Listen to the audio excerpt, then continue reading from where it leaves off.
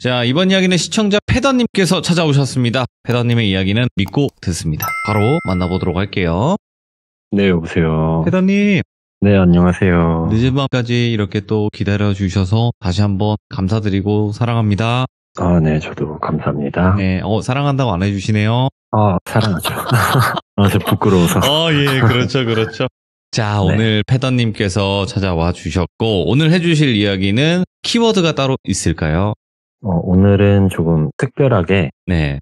1번에서 5번까지 중에 하나만 골라주시겠어요? 1번에서부터 5번의 그 키워드를 주시면 저희가 고르라는 얘기인가요? 아니요. 그럼 1번에서 제가 5번까지 정해놨거든요. 아, 네네네. 그 중에 숫자 하나만 말씀해 주시면 그것과 관련된 이야기를 하려고 해요. 아, 그렇다면 우리 시청자분들이 너무나 다 달라가지고, 네. 1번이 가장 좋지 않겠습니까? 그럼 네. 1번. 네. 키워드는 런으로 하겠습니다. 런? 네. 도망가는 그 달리는 런? 네, 달리는 런. 오, 알겠습니다. 자, 그러면 바로 출발을 해보도록 할게요. 렛츠고! 기리십니다. 해더죠.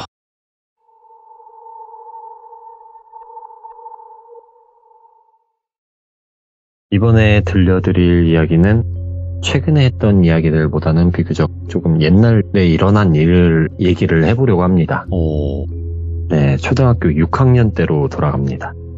아마 제 현재까지의 삶 중에서 가장 바빴던 시기 같아요. 당시에 이제 시험 기간이 아닌 평상시 루틴을 말씀드리자면 네. 새벽에 일어나서 합기도 6시부를 나갔었고 7시 30분쯤에 집에 복귀를 해서 샤워를 하고 밥을 먹고 등교를 했어요. 하교 후에는 피아노 학원에 갔다가 근처에 있는 복싱장에서 운동을 했고 운동을 마치면 샤워를 하고 또 입시학원에 갔다가 집에 오면 한 9시 정도가 되는 일과였어요. 어머니의 교육열이 엄청 강하기도 했고 예. 욕심도 엄청 많으셨거든요. 예. 근데 제가 이제 돌빈님보다 조금 어린 걸로 아는데 그래요? 네, 제가 앞이 9로 시작하거든요. 아, 그럼 어리시 동생이시군요. 예. 네, 근데 저희 세대가 보면 아니 뭐 그 나이에 뭐 그렇게 공부할 게 많냐 이렇게 말할 수도 있지만 아실 분은 아실 거예요. 당시에 이제 초등학교 6학년이면 한 빠르면 중2 5과목 진도 정도는 빼놓는 게 저희 동네 국룰이었거든요. 야, 예. 예, 이 동네라고 하면 서울은 서울인데 저희가 대치동은 아니었고 예. 예, 그냥 서울에서 남동 쪽이라고만 말씀을 드릴게요. 네. 예, 사실 당시에는 주변 친구들도 비슷하거나 더 친한 친구들도 그런 애들이 많았어서 네. 딱히 불만이 없이 생활을 했었어요. 그치만 가장 힘든 건 시험 기간 때였어요. 시험 기간이 되면 입시학원에서 집에 오는 시간이 한 플러스 2시간에서 3시간이 추가가 돼요. 네. 문제는 정규 시간에 이 고난도의 기출변형 문제들을 막 계속해서 시험을 보는데 이 커트라인이 점수를 넘지 못하면 자습이 30분에서 1시간 정도씩 막 추가가 됐었거든요. 지금 제가 처한 부모 입장에서는 와, 그때 그게 학대지 뭐가 학대냐 이런 생각을 하긴 했는데 당시에는 시대적 지역적 상황이 있었고 또 요즘 보면 요즘은 더하면 더했지 덜하진 않더라고요. 그쵸. 그래서 런이구나. 예, 네, 그래서 억지로라도 이해를 하려는 편이에요. 예. 이 런이란 거는 중간중간 계속 나올 거예요. 무튼 그렇다 보니 어느 날에는 뭐 12시, 1시가 다 되어서야만 집에 오기도 했었고 네. 정반대의 교육관을 갖고 계신 아버지는 몇 차례 어머니와 부딪히다가 결국에는 잦은 부부간의 갈등으로 불화가 생겨서 포기를 하셨죠. 그러다가 며칠 후 토요일 저녁에 아버지가 서재로 부르시더라고요. 기쁜 마음으로 한 걸음에 갔죠. 제가 서재 갈 때 기쁜 마음이 왜 그러냐면 항상 좀 착한 일을 하거나 좀 칭찬받을 만한 일을 했을 때 그 토요일마다 주말에 서재로 부르셔가지고 10,000원짜리 문화상품권을 주셨었거든요. 근데 그게 당시에 이제 바람의 나라 쿠폰북이라고 그 60시간인가 연장할 수 있는 책이 있었어요. 네, 그래서 그런 용도로 제가 잘 사용하고 있었어가지고 요즘 말로 꿀을 많이 빨았죠. 들어갔을 땐 아버지께서 이번 주에도 한 주 동안 너무 고마웠다고 말씀하시면서 봉투를 주셨고 감사합니다 하고 나가려는데 한마디 더 하시더라고요. 내일 아침에 아빠 여기 조기축구 차러 갈 건데 같이 가자고. 그래서 예, 알겠다라고 말씀을 드리고 다음날 새벽에 같이 운동을 갔어요. 그렇게 운동이 끝나고 롯데리아에 가서 햄버거를 먹으면서 아버지랑 얘기를 나눴어요. 기억나기로는 그 엄마가 유난 떠는 건 아는데 너가 첫째기도 하고 남자기도 하니까 욕심이 조금 지나쳐서 그런 거니까 힘들어도 너가 이해를 좀 해줄 수 있겠니?부터 잠이 좀 부족할 텐데 새벽에 나가는 합기도라도 좀 그만두면 어떻겠냐, 아니면 엄마랑 얘기해서 예체능 3개 중에 하나로 줄이고 낮에 잠깐이라도 집에 와서 잠을 자던가 휴식을 취하는 건 어떻겠냐라고 말씀을 하시더라고요. 항상 아버지는 제 입장에서 생각하고 말씀을 해주시는 편이었어서 부모님이 더 이상 싸우는 것도 싫기도 하고, 그래서 그렇게 하겠다라고 말씀을 드리고 합기도를 그만두게 돼요. 그리고 피아노 학원에서 배우던 건 집에서 이제 배우기로 했었고, 복싱도 주말에만 하기로 했어요. 6학년이긴 했지만 이제 횟수로는 10년 차에 가까운 경력이기도 했고, 체육관이 또 고모부가 운영을 하셨어요. 그래서 고종사촌 형도 선수부로 이제 주말에 운동을 해서 형이랑 같이 개인 운동이 가능했었어서 그렇게 하기로 했고, 아무튼 그렇게 저는 평일에 이제 2시간에서 3시간 정도의 중간 시간이 생기게 되었어요. 물론 그 시간에 집에 주로 혼자 있었고, 월수금은 이제 피아노 선생님이 오셨고, 중간에 많이 쉴 수는 없었지만, 화목은 오롯이 제가 이제 당시에 그 크레이지 아케이드라는 게임에 모든 시간을 쏟아 부었었죠. 아무튼 그렇게 일상이 굳혀졌고, 같은 학교, 학원을 다니며 같은 아파트에 살던 친구들이랑 학원 가기 전에 놀기로 한 날이었어요.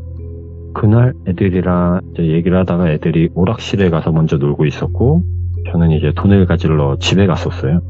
그래서 집에 가서 그 현금을 갖고 와서 그 오락실로 다시 향했고, 오락실에서 이제 친구들이랑 스노우맨이라고 그런 거 게임이 있거든요. 해왕을 처치하고 하고, 그 다음 떡볶이 500원어치를 먹고 근처에 있는 그 방방 아시나요?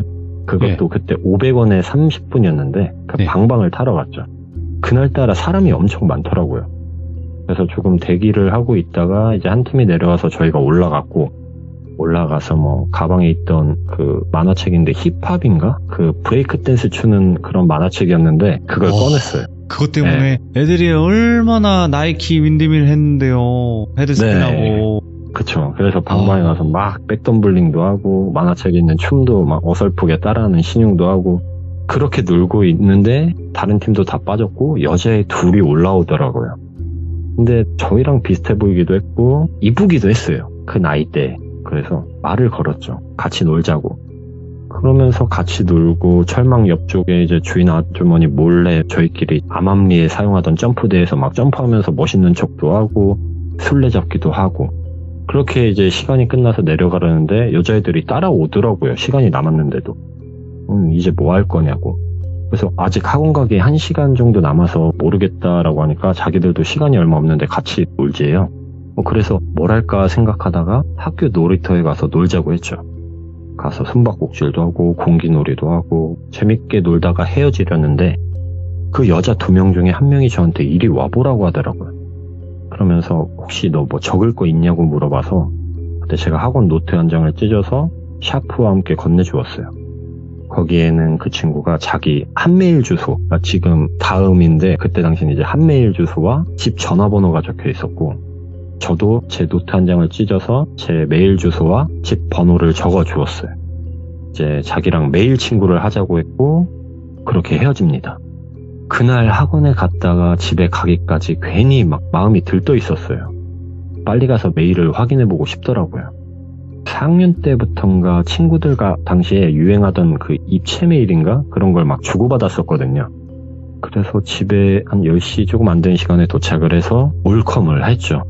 저희 엄마가 평일에 컴퓨터를 사용을 못하게 하셨어가지고 항상 자는 척을 하다가 한 30분, 1시간 정도가 지나면 문고리 컨트롤을 해서 최대한 조용히 닫고 본체에 덮는 이불을 포개고 또 다른 이불로 모니터를 감싸고 그 속에 들어가서 컴퓨터를 했었어요.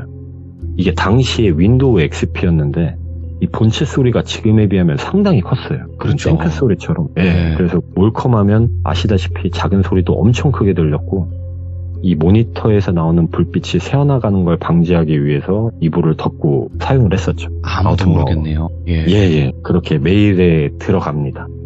이 아이는 저희 집과 제법 떨어진 곳에 살았고 나이는 저보다 1살이 어렸고 그곳에 아버지가 데려다 주셨다고 하더라고요.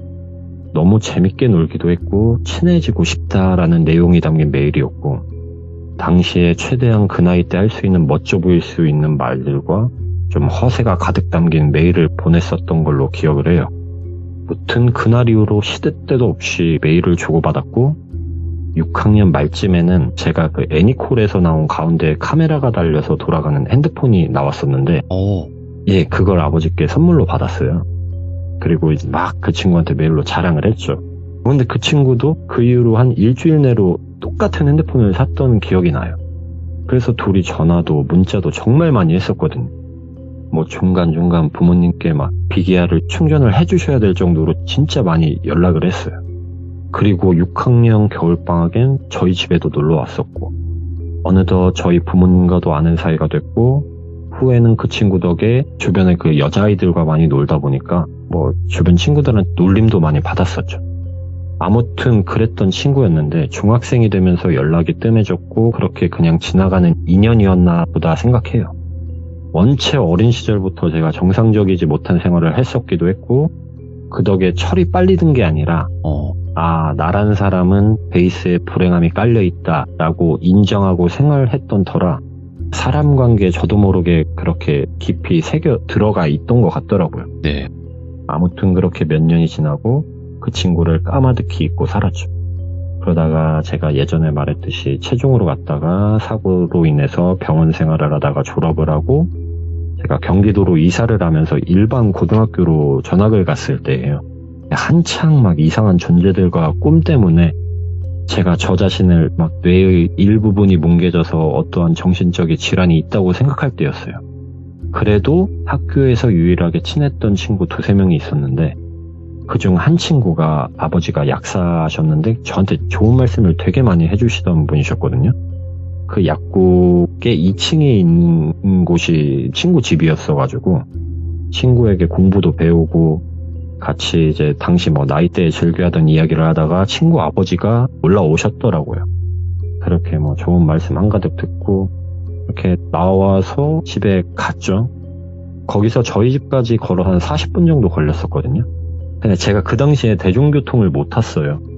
정말 심각할 정도로 이 내성적이고 내향적이기도 했지만 지금 생각하면 이제 불안장애와 더불어 약간의 선택적 대인기피증이라 말씀드려야 될까?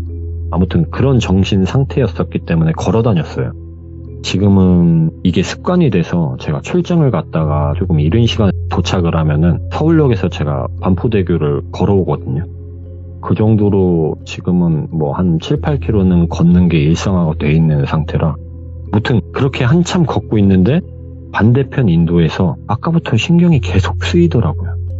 거기에 후드티 같은 거를 뒤집어 쓴 여자분이 계셨고 너무 멀어서 정확히는 보이지는 않았지만 조금 계절 그것과 어울리지 않는 짧은 치마를 입고 있더라고요.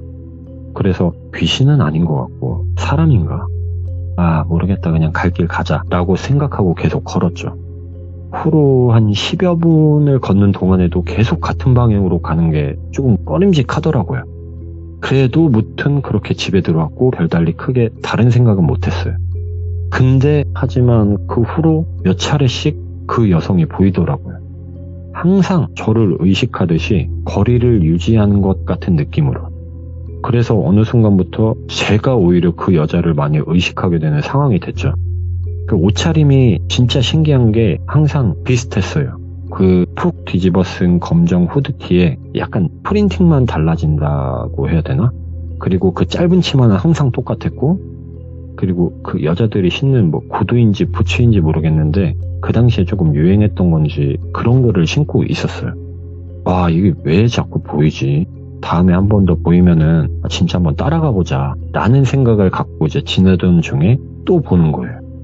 근데 그때는 사람이 아니라고 생각을 당연히 못했던 게 꿈을 꾸지 않았었거든요. 제가 그 당시에는 내가 봤을 때 이게 그런 존재면 꿈에서 뭔가 잡아먹히고 없어져야 저게 그 존재라고 인식을 할 텐데 그렇지 않았었으니까.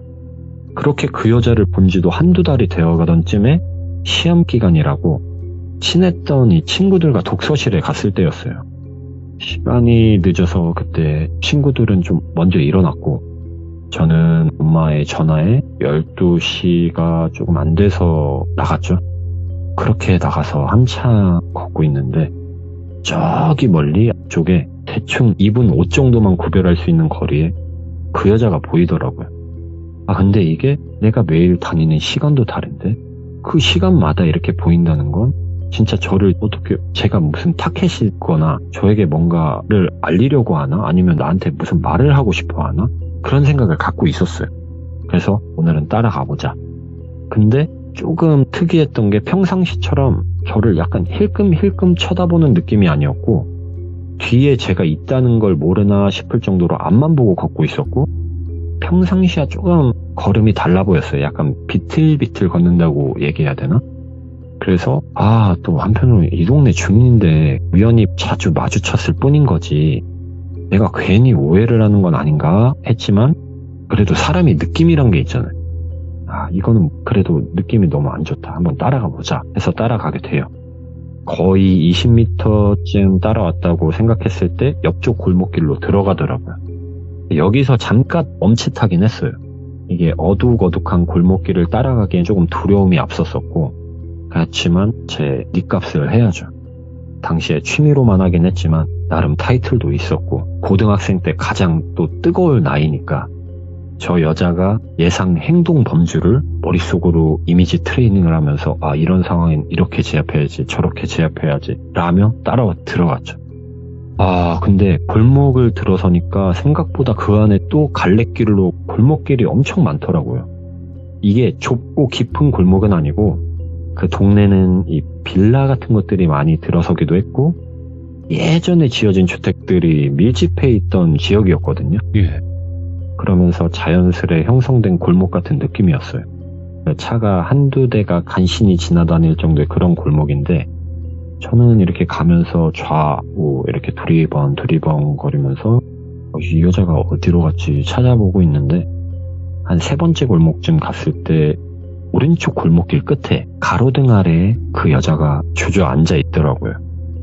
이거는 예상을 못했던 건데 무튼 그쪽 골목으로 들어갔어요.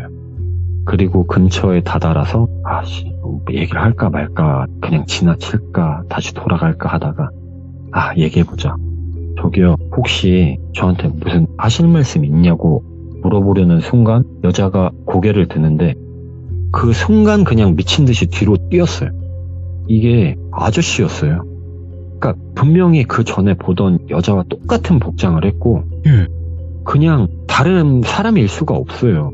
제가 그 전에도 분명히 봤거든요. 여자였는데 그래서 제가 소리도 못 내고 뒤로 돌아서 막 뛰고 있는데 그 들어왔던 골목에 다다를 때쯤 옆에서 뭐가 쾅 하면서 저를 들이받고 그대로 날아가서 벽에 박고 아파할 새도 없이 누구한테 이 뒷목덜미를 잡혔거든요. 그리고 진짜 당시에는 할 수 있는 최대한 힘으로 때리려고 했는데 이게 날아가면서 오른쪽 어깨랑 머리랑 그쪽 벽에 박으면서 제 말을 듣지를 않더라고요. 이 수술하고 1년도 채 안 되기도 했었고 아직은 완전히 100%의 몸 상태가 아니었거든요. 그렇게 부딪히고 주변에 소리라도 질러서 도움이라도 청하자 했는데 그때 잠깐의 순간에 볼과 턱에 차가운 느낌과 함께 기절을 했어요. 이게 그때 그게 뭔지 아직도 확실하진 않은데 음료병이나 캔 이런 거였지 않았을까 싶어요. 시간이 얼마나 지났을까 막 어깨에 욱신대는 고통과 함께 일어났더니 볼이 얼얼하더라고요. 근데 깜깜해요. 아무것도 보이지 않고 뭔가 큰 공간이라는 건 인지가 되고 창들이 엄청 많은데 그 멀리 있는 창들에서 약간 달빛인지 이렇게 안으로 새어 들어오는 게 보이더라고요. 그리고 제가 일어난 곳은 완전 냄새나고 썩어 문드러진 매트리스 한 장.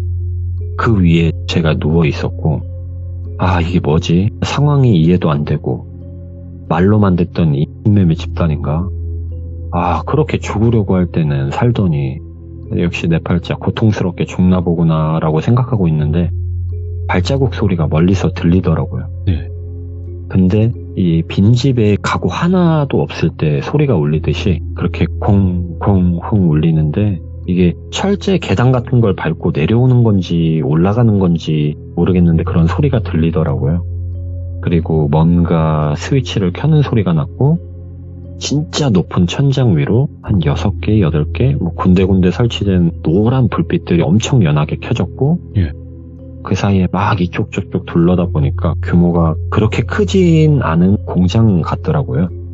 그리고 위에는 노란색 그 갈고리 호이스트? 크레인? 그런 게 이제 대롱대롱 달려 있었고, 예. 저 앞쪽으로 끝에 2층에 사무실 같은 게 있었고, 거기로 올라가는 계단이 오른쪽으로 있었고, 아무튼 그 계단 쪽에 아까 그 남자가 서 있더라고요. 그리고 그 옆에는 누가 있겠습니까? 제가 계속해서 봐왔던 그 여자가 있는 거예요. 이게 뭔 상황인지 이해 못하겠고, 처음에는 그 아저씨의 얼굴을 제대로 보지 못했어서 저는 그 여장을 한 아저씨를 다른 남자로 생각했고, 그 아저씨가 그 여자 분장을 했다고 생각을 했어요.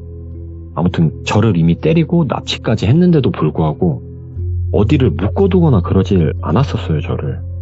저렇게 여유를 부리나? 라고 생각을 했고, 예. 핸드폰을 찾으려고 막 주머니를 뒤적거리고 있었는데, 페더야 이거 찾니? 라고 하면서 위에서 제 핸드폰을 흔들더라고요. 그 아저씨가. 제 이름을 알고 있더라고요. 예. 그러면서 아저씨랑 게임 하나 할까? 라고 하더라고요. 그리고 저는 무시하고 그 제 뒤편으로 공장에 이 미닫이처럼 큰 문 있잖아요. 그 문에 또 약간 쪽문처럼 하나가 있더라고요. 예. 예, 그쪽 방향으로 막 뛰었어요. 맨 처음에 미닫이 문에 걸려있던 쇠사슬 때문에 한번 크게 낙담을 하고, 그래도 사람이 호랑이 굴에 들어가도 정신만 차리면 산다고 옆에 있는 그 쪽문을 진짜 미친 듯이 발로 찼어요. 가족들도 너무 보고 싶고, 예. 친구들도 너무 보고 싶고, 하느님이든 부처님이든 어떤 님이든 나 진짜 여기 탈출하면 뭐가 보이고 뭐가 느껴지던 간에 앞으로 나 그런 거 신경 하나도 안 쓰고 진짜 제대로 살아볼게. 착하게 살 거고, 부모님도 막 도와서 진짜 열심히 살게요. 막 혼자 속으로 진짜 엄청 빌었거든요. 그렇게 얼마나 때리던 와중에 문이 열렸어요. 쪽문이. 와, 됐다, 끝났다, 니네 진짜 다 죽었다 신고만 하면 여기서 낙담이 아닌 포기를 하게 돼요. 그 쪽문이 열리고 나간 공간은 지금 이거가 똑같은 그 트윈 공장이었어요. 완전 쌍둥이 공장. 근데 거기는 출입문이 없고 사방이 막혀 있더라고요. 그리고 창문으로 나가려는 생각도 해봤지만 여기가 웨어하우스인지 그 선반 같은 것들이 막 설치되어 있고, 그 렉에는 무슨 철제로 된 부품 같은 것들이 가득 채워져 있었거든요. 그래서 창문을 통해 나가지도 못하고. 예. 근데 그렇게 하던 와중에 제가 문을 막 발로 차면서 부실 때부터 뒤에서 그 아저씨가 막 박수를 치더라고요. 야, 막 잘한다. 그래, 남자 배포가 있어야지. 그러면서 제가 거기에 약간 울먹거리면서 다시 원래 있던 공장 쪽으로 나올 때까지 웃으면서 박수를 치고 있더라고요. 너무 무섭더라고요. 그냥 이 나이 먹도록 그렇게 무서웠던 적이 없어요. 이게 귀신? 진짜 귀신은 한 수 아래예요. 그런 상황에서 최대한 침착하게 행동을 하려고 머리를 굴렸지만 이게 이미 뭐 눈물 콧물 줄줄 나고 바지에 지를 힘도 없어요. 진짜 다리가 이 사시나무 떨리듯이 제 의지와 상관없이 완전 개다리 춤을 추고 있었고, 그렇게 서 있는 것조차 너무 힘든 상황에서 조금의 희망을 발견해요. 여기서 진짜 출입구는 그 사무실로 올라가는 계단이 시작되는 곳 맞은편에 쪽문이 진짜 출입구 같더라고요. 근데 거기까지 도저히 달려갈 정신이나 힘 어떠한 것도 없었어요. 예. 대체 왜 그러냐고 이유를 묻고 싶은데 또 제 입에서는 죄송해요, 살려주세요, 진짜 잘못했어요, 제발요, 이런 말밖에 안 나오더라고요. 그러면서 그때는 안 되겠다, 그냥 최대한 불쌍하게 보이자. 예. 그래도 죽음을 당한다면 어쩔 수는 없겠지만 제 생각에는 덤비는 것보다는 그게 조금 더 살 확률이 있겠다 싶어서 그 자리에 무릎을 꿇고 막 손이 달아오를 정도로 싹싹 빌었어요. 그런 상황에서 그 아저씨만 계단을 내려왔고 어느덧 제 앞에 섰죠. 네. 페더야, 지금 이 상황이 참 이해가 안 되지. 네가 무슨 죄가 있다고. 근데 부모 잘못 만난 죄도 죄라고. 뭐 그런 뉘앙스의 얘기를 하더라고요. 무슨 말이지 생각하던 찰나에 핸드폰 비밀번호 불러 라고 하더라고요. 그래서 1111입니다 라고 말을 했고 뭐를 막 누르더니 야, 너 안 들어온다고 그래도 부모라고 이렇게 전화를 해댔다 이러면서 부재중 찍힌 전화를 보여주더라고요. 그리고 나서 1번을 꾹 누르더니 지 엄마가 1번이긴 하네. 하긴 네 아빠는 1번 될 자격이 없어 그러더라고요. 이때쯤에 이제 저도 아버지와 아는 사이고 뭔가 원한이 있나 정도까지는 유추를 했어요. 그리고 아저씨는 바로 끊고 2번을 쭉 누르더라고요. 그건 아버지의 번호가 맞았고 그 조용한 공간에서 통화 연결음이 들리다가 이 잠에 취한 목소리로 아들 왜 안 들어와? 라는 목소리가 들리더라고요. 근데 그 목소리를 듣는 순간에 막 심장도 터질 것 같고 어떠한 막 감정이 폭발하면서 아빠 살려줘! 라고 소리치면서 엄청 울었어요. 그리고 뭔가 그 목소리에 막 힘이 나서 예전에 그런 느낌 아시죠? 야인시대에 김두한이 쓰러지면 이 위에 하늘에 김자진 일어나라 그런 전하 느낌으로. 이거. 네. 일어나라. 그런 느낌으로 진짜 막 힘이 나더라고요. 그래서 막 달려들었죠. 책 차이도 있었고 정신도 상태도 정상도 아니고 결국 힘에 굴복해서 제가 무릎을 꿇는 상황이 되죠. 그리고 아버지는 막 무슨 일이냐고 막 소리를 지르시던 게 들렸고 그 아저씨가 폐사장 나야 땡땡물류. 그러니까 저희 아버지를 그냥 폐사장이라고 할게요. 네, 그랬더니 아버지가 진짜 제가 아버지한테 그런 욕설을 들어본 적이 없는데 엄청 심한 말과 욕설을 섞으면서 내 아들 건드리면 죽여버린다고 정확히 기억은 안 날 정도의 욕설과 고성이었어요. 그리고 그 아저씨는 막 말하는 걸 자르면서 내가 오늘 점심때까지 시간을 줄게. 2억 5천 준비해. 내가 예정 생각해서 시간 주는 거라고. 그리고 점심때가 지나도록 돈이 오질 않는다던가 혹시나 경찰이 개입이 되면 바로 네 아들 목 골라서 앞에 내놓고 나도 극단적인 선택할 거니까 알아서 하라고. 지금 전화 끊고부터 돈과 관련된 일이 아닌 걸로 만약 전화를 하면 그 전화 한 통당 네 애색 손가락 하나 발가락 하나씩 빼겠다고. 나 이미 어차피 뒤질 생각으로 일버린 거고 너 후회할 짓 하지 말라고. 그러고 끊더라고요. 막 그때부터는 또 다른 공포감이 찾아왔어요. 막 2층에 있던 그 여자는 막 절단기부터 망치, 니퍼 막 등등 이런 여러 가지 연장이 담긴 연장통을 갖고 왔고 진짜 더 무서웠던 건 제가 알던 여자였어요. 다들 예상하셨겠지만 그 초등학교 6학년 때 방방에서 만난 그 애더라고요. 아니 얘가 여기 왜? 라는 생각도 했어요. 근데 그 당시에는 이 앞에 있는 막 공구부터 아저씨 표정 같은 게 너무 무서워서 그냥 최대한 고개만 떨구고 울면서 제발 살려달라고 애원만 했죠. 그 아저씨가 그러더라고요. 우리 딸 기억나냐고. 속으로는 네 잘 안다 라고 대답을 하고 있었지만 대꾸할 수가 없었어요. 대꾸를 안 하고 있으니까 다시 아저씨가 얘기하더라고요.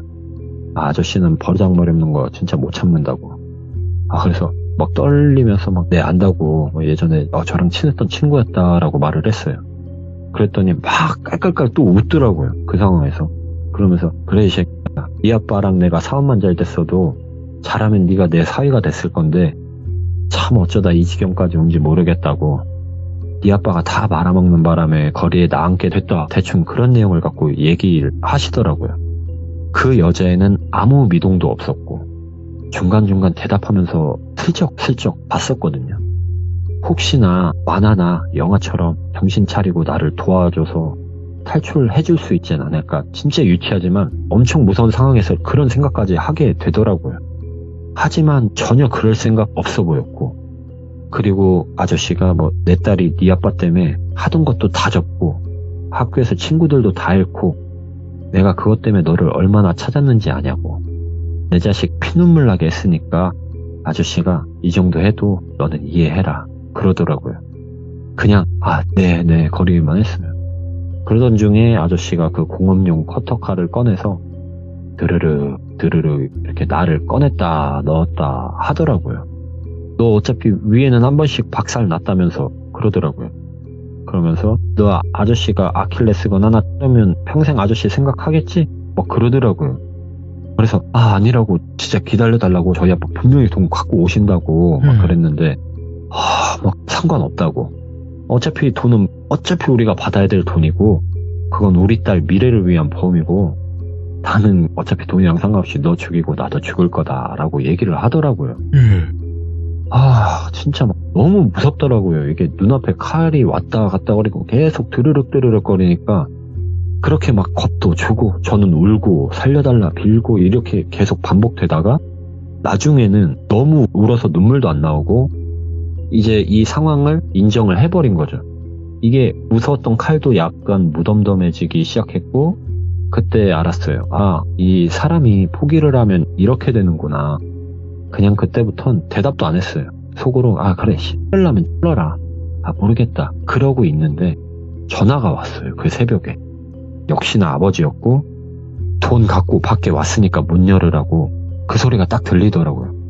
근데 이어서 그리고 지금 돈을 찾을 곳이 마땅치 않으니까 내가 이 돈 우선 주고 대신 나를 묵던 뭘 하던 안에 들여보내달라고 그리고 아침 되면 나머지 차액 보내고 정리하자고 경찰에 신고 안 했고 앞으로 할 생각도 없다.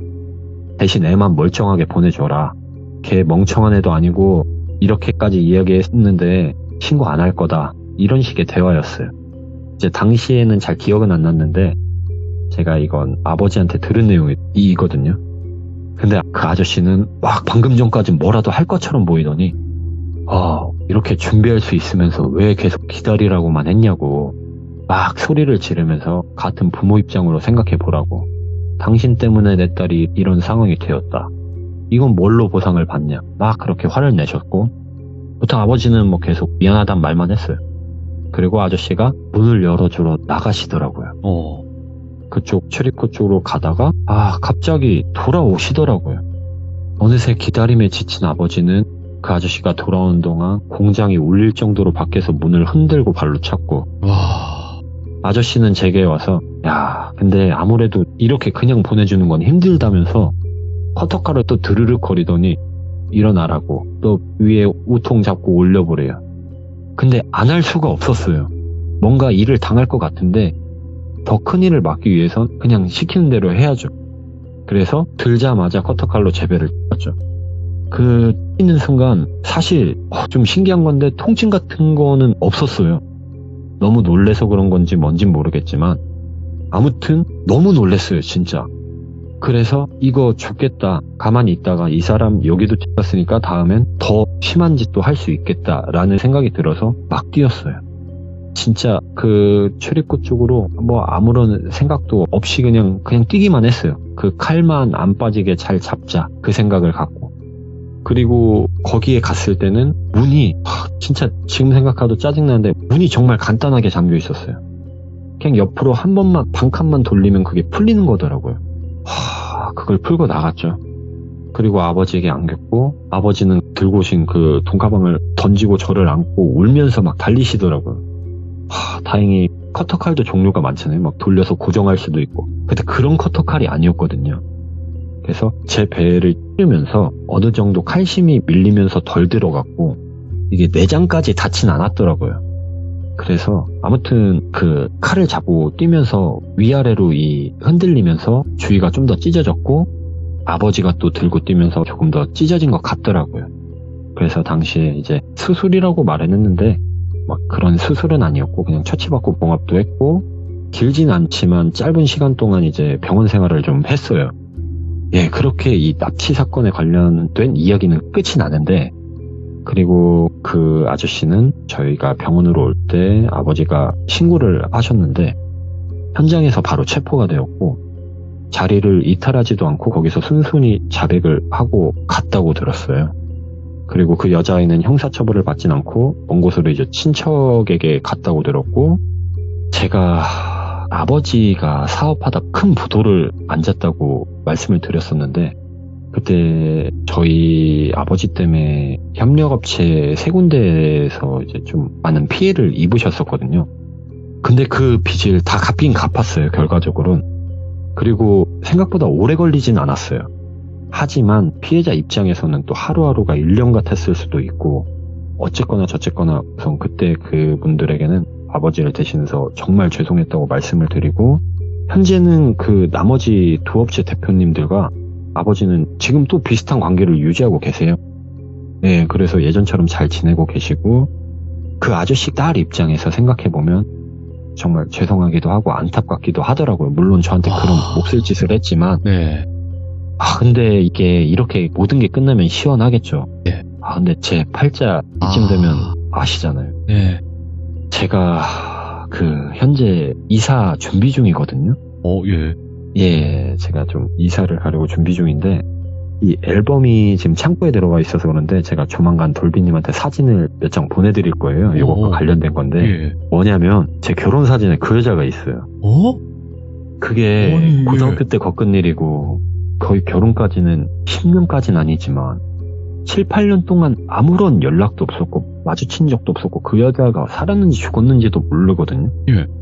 근데 결혼식 때 제가 조금 아버지 손님이 좀 많았어요. 네. 그래서 정말 정신이 없었고 제 지인들도 조금 많이 왔었어요. 원래 정신 없죠, 결혼식 때. 그쵸, 진짜 정신 없잖아요. 네. 그리고 특히 사진 찍을 때 뭐 신랑 친구 사진, 신부 친구 사진, 회사 동료, 군동기, 뭐 베프들, 찍고 싶은 친구들. 근데 이 친구 저 친구 다 같이 찍은 사진에 제 아내 쪽 하객 오른쪽 구석에서 옆에 바로 왼쪽에 네. 있더라고요. 와, 소름이다 이거. 예전에 몰랐거든요. 네. 결혼 앨범 볼 때도. 사실 결혼 앨범 볼 때 이제 그렇게 집중해서 보진 않으니까 보통. 그죠. 예, 전혀 모르다가 저희가 이사 준비 한 달 전부터 하다가 이제 아내가 애들한테 엄마 아빠 어릴 때 앨범이랑 또 결혼 앨범을 보여주는데 갑자기 아내가 그러더라고요. 근데 이 여자는 누구였지? 막 그러더라고요.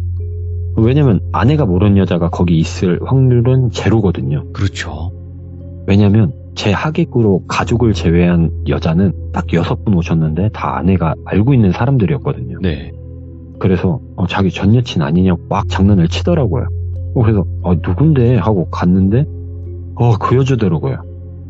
이 여자가 왜 여기 있지? 속으로 생각을 하고 이게 아내가 겁을 먹을까봐 얘 여친이었을걸? 이러고 말았어요. 그리고 아빠한테 전화를 했어요. 다음날 전화를 해서 아빠 오늘 집에 와서 결혼사진 한번 봐보라고. 거기 그 여자 그 옛날 아저씨 딸 아니냐고. 그렇게 하고 그날 저녁에 아빠 확인하고 누구 말하는 거냐고 해서 그 사진을 어디 보라고 했더니 야 이거 맞다. 이 미친 땡이 여기 왜 있냐고. 와 돌아버리겠네 막 이러더라고요. 아무튼 제가 016에서 010 와서는 번호를 바꾼 적이 한 번도 없어요. 아마도 제 친구 목록 중에 아직도 누군가 한 명은 그 여자라고 생각을 하고는 있는데 누군지는 도통 모르겠어요. 이게 제가 막 인싸도 아니고 그냥 오래 써온 만큼 오랜 기간 저장해온 번호가 많아서 제가 뭐 MBTI 그렇게 좋아하진 않지만 제가 인티피라 번호가 그렇게 많아도 연락을 잘 안 하거든요.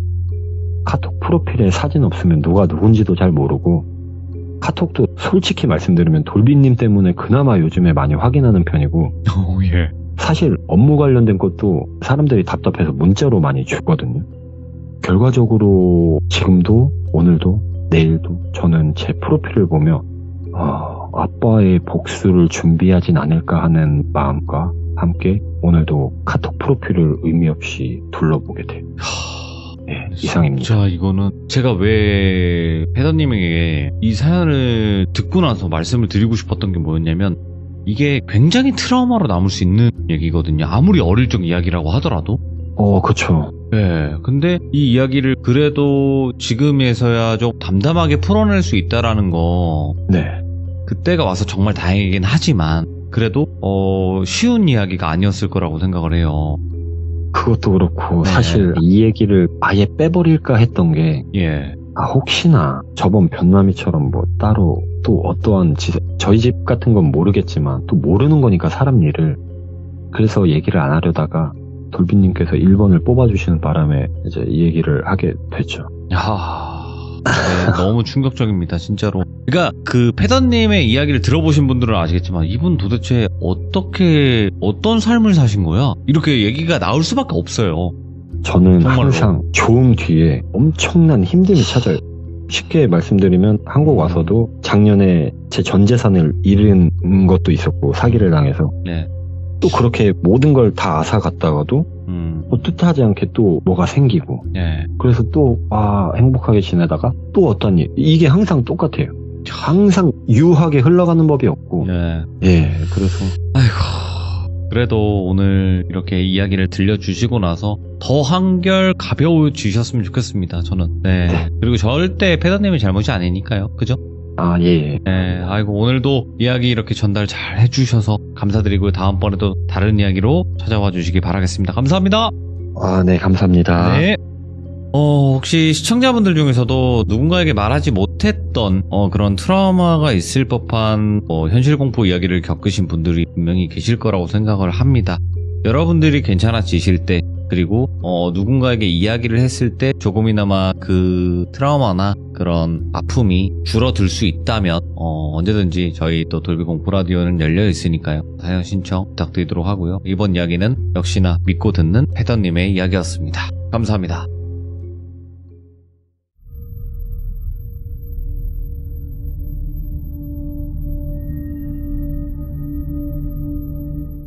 자, 이번 이야기는 시청자 테슬러즈님께서 찾아오셨습니다. 바로 만나보도록 할게요.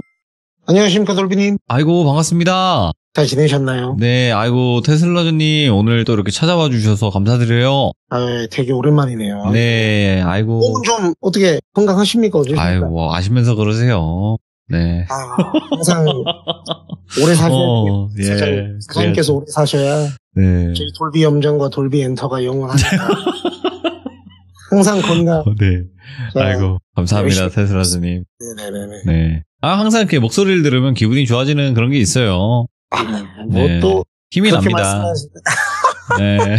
고맙습니다. 아이고, 네. 또 그렇게 말씀해 주시니까 또 기분이 좋네요. 네, 고맙습니다. 자, 그러면 오늘 해주실 이야기는 어떤 이야기가 될까요? 예, 오늘 드릴 말씀은 돌비님 그 엄석대라고 아시나요? 우리들의 일그러진 영웅? 네. 그거 비슷한 얘기를 하나 들어가지고. 오, 예. 그렇게 막 엄청 큰 얘기는 아닌데, 동네에 있었던 일이라고 해가지고, 한번 요즘 가끔 봅니다, 그 영화.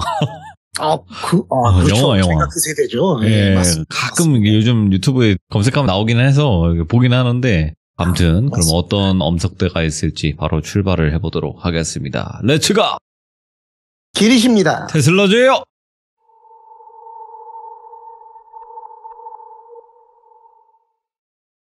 이 얘기는 일단은 저희 또 주인공인 분이 예전에 이제 읍면단위 지역에 사시다가 지금은 상경에서 살고 계신 분인데 그분이 이제 어렸을 때 겪은 일이라고 해서 제가 한번 말씀을 드려볼까 하는데 이분이 군 전역을 하고 전역하고 나서 사실 의욕적으로 본인이 할 일을 찾아다니시는 분들도 계시지만 2년 동안 나라를 위해서 봉사한 나 자신 너무 고생했어. 나 고생했어 하면서 자기를 위한 시간을 그냥 별 생각 없이 보내시는 분들도 많이 계시단 말이죠. 이분이 전역하고 그냥 별 생각 없이 소위 말해서 이제 너자빠져 있었답니다. 그러면서 이제 주변에 당구 치러 댕기고 내기 짜장면 먹고 이러면서 그냥 시간 죽이고 있었대요. 그러면서 가끔 이제 일용직 노동 현장에서 일하는 그런 거 하나씩 나오면은 조금 또 돈 좀 벌었다가 그 돈 갖고 또 내기 짜장면 먹고 막 이러면서 그냥 시간 죽이고 있었대요. 근데 이분이 이제 또 똑같은 일상인 거예요. 사고 치면서 내 볼이 여기 맞았다 안 맞았다 니께 닿았다 안 닿았다 막 이런 거 하고 있었대요. 근데 그날 또 진 거예요. 내기 짜장면. 그러니까 제가 들어보니까 짜장면 내기 하면 승률이 진짜 대충 그냥 가다가 찍어갖고 그냥 펜 굴려서 자빠지는 방향으로 찍어도 50%는 나올 텐데 들어보니까 거의 한 20%대에 육박하는 승률? 거의 남짜장면 셔틀 노릇하고 있었대요. 그러니까 속상해가지고 나는 진짜 당구를 치고 못 치고를 떠나서 그러니까 이분이 내기를 안 걸면은 승률이 괜찮은데 그러면 지금 이 판부터 이제 거는 거야 하고 들어가면 맨날 지는 거야. 그러니까 이제 승질 나가지고 나 진짜 짜증난다고. 내가 뒤지게 가서 땀 흘려서 돈 벌어서 네 짜장면만 뒤지게 사주게 생겼다고. 좋은 거는 너랑 이 당구장 사장님이랑 짜장면집 사장님 셋밖에 없다고 하니까는 친구가 막 정신없이 짬뽕하고 짜장면 먹다가 그러면은 네가 다른 거에다가 베팅하면은 돈을 좀 벌 것 같아요? 그러더래요. 그러니까 뭔 베팅을 해? 돈도 없는데. 그러니까 아니, 그러니까 돈이 없어도 베팅할 수 있는 거를 한번 해보면 될 거 아니에요. 뭐 이런 식으로 얘기를 하더래요. 그러니까 돈이 없는데 베팅을 어떻게 하냐, 이씨. 쌍놈 사람 짜증나게 하고 있네. 막 이러면서 욕을 막 했대요. 너무 짜증나서. 그러니까 짜장면을 대충 들어보니까 이게 한 20년 전 얘기인데 그때 짜장면 쌀 때잖아요. 그렇게 비쌌을 텐데 거의 들어보니까 돈 10만 원어치를 샀대요, 짜장면을. 예. 사람이 열이 받잖아요, 솔직히. 몇 그릇이야, 그 당시에 돈 10만 원이면. 그러니까 거의 뭐 밥 대신 짜장면 먹고. 그러니까 이제 승질이 확 나니까는 막 욕 나오고 이러니까는 그 친구가 이제 어깨를 토닥토닥 해주면서 아니 장난이 아니고 내가 진짜로 괜찮은 곳을 들었다니까 그러더래요. 그러니까 솔깃한 거예요, 괜히. 뭔데? 그러니까 신체 건강한 너처럼 갓 전역한 싱싱한 남성이면은 누구나 가서 배팅을 돌릴 수 있다 이거야 그러더래요. 뭔 말을 알아듣게 그러니까 하여간 관심이 있어 없어. 그러니까 이상한 거 아니야. 네 인생보다 이상할 수 없어. 그러니까 뭐가 됐든 따라오면은 벌걸 여기서 푼 사람 별로 못 봤는데 뭐 그러더라고. 그러니까 이상한 도박장이나 뭐 하우스나 막 뭐 이런 고스톱치는 이런 데 아니야. 그러니까 아이 그런 데는 돈이 있어야 베팅을 할 거 아니야. 그러니까 알겠다고. 그러면 뭔데? 그러니까 거기를 잠깐만 하고서는 이제 시계를 딱 보더니 저기 한 3일 정도 뒤에 우리 뭐 어차피 내일도 보고 모레도 보고 그 다음날도 볼 거니까 대략 한 3일 뒤에 나랑 같이 가자 거기를 그러더라고요. 아니 가려면 내일 싸게 가지 뭘 3일 뒤까지 기다려. 그러더라고요. 거기가 그 성님이 항상 거기 나오는 게 아니야. 그러더라고요. 뭔 성님이 있는데 그 형님이 꼭 거기 있어야 돼? 그러니까 하여간 내가 나도 직접적으로 아는 분은 아니고 연락을 이렇게 해가지고 되나 한번 봐보고 내가 얘기해줄래. 아이 뭐 그렇게 급해? 어디 도망가? 그러니까 알았다고. 대신 너 거짓말이면 죽인다. 그러니까 걱정 말라고. 해서 그 다음날도 그 다다음 날도 역시 자기가 거의 짜장면을 샀대요. 그러니까 이제 진짜 짜증난다. 나도 쟤가 사는 거 한번 먹어봤으면 좋겠다 고 있는데 이틀 뒤에 만났는데 당구장 가잖아요. 가는 길에 딱 얘기하더래요. 담배를 딱 둘이서 피면서 걸어가는데 그때는 소위 말하는 길빵이라는 게 되던 시절이랍니다. 이 걸어가면서 담배 피는 게. 야야 내가 그 얘기해놨다 그러더래요. 그러니까 뭘 얘기해놔. 그러니까 이 대가리 나빠. 너 그러니까 맨날 나한테 짜장면 사는 거야. 너 나랑 가기로 했잖아 거기. 그러니까 네가 얘기한 거기? 몸만 멀쩡하면 된다는데? 그러니까 거기 거기 너 저기 성철이 형님이라고 아냐? 그러더래요. 그러니까 성철이 형님.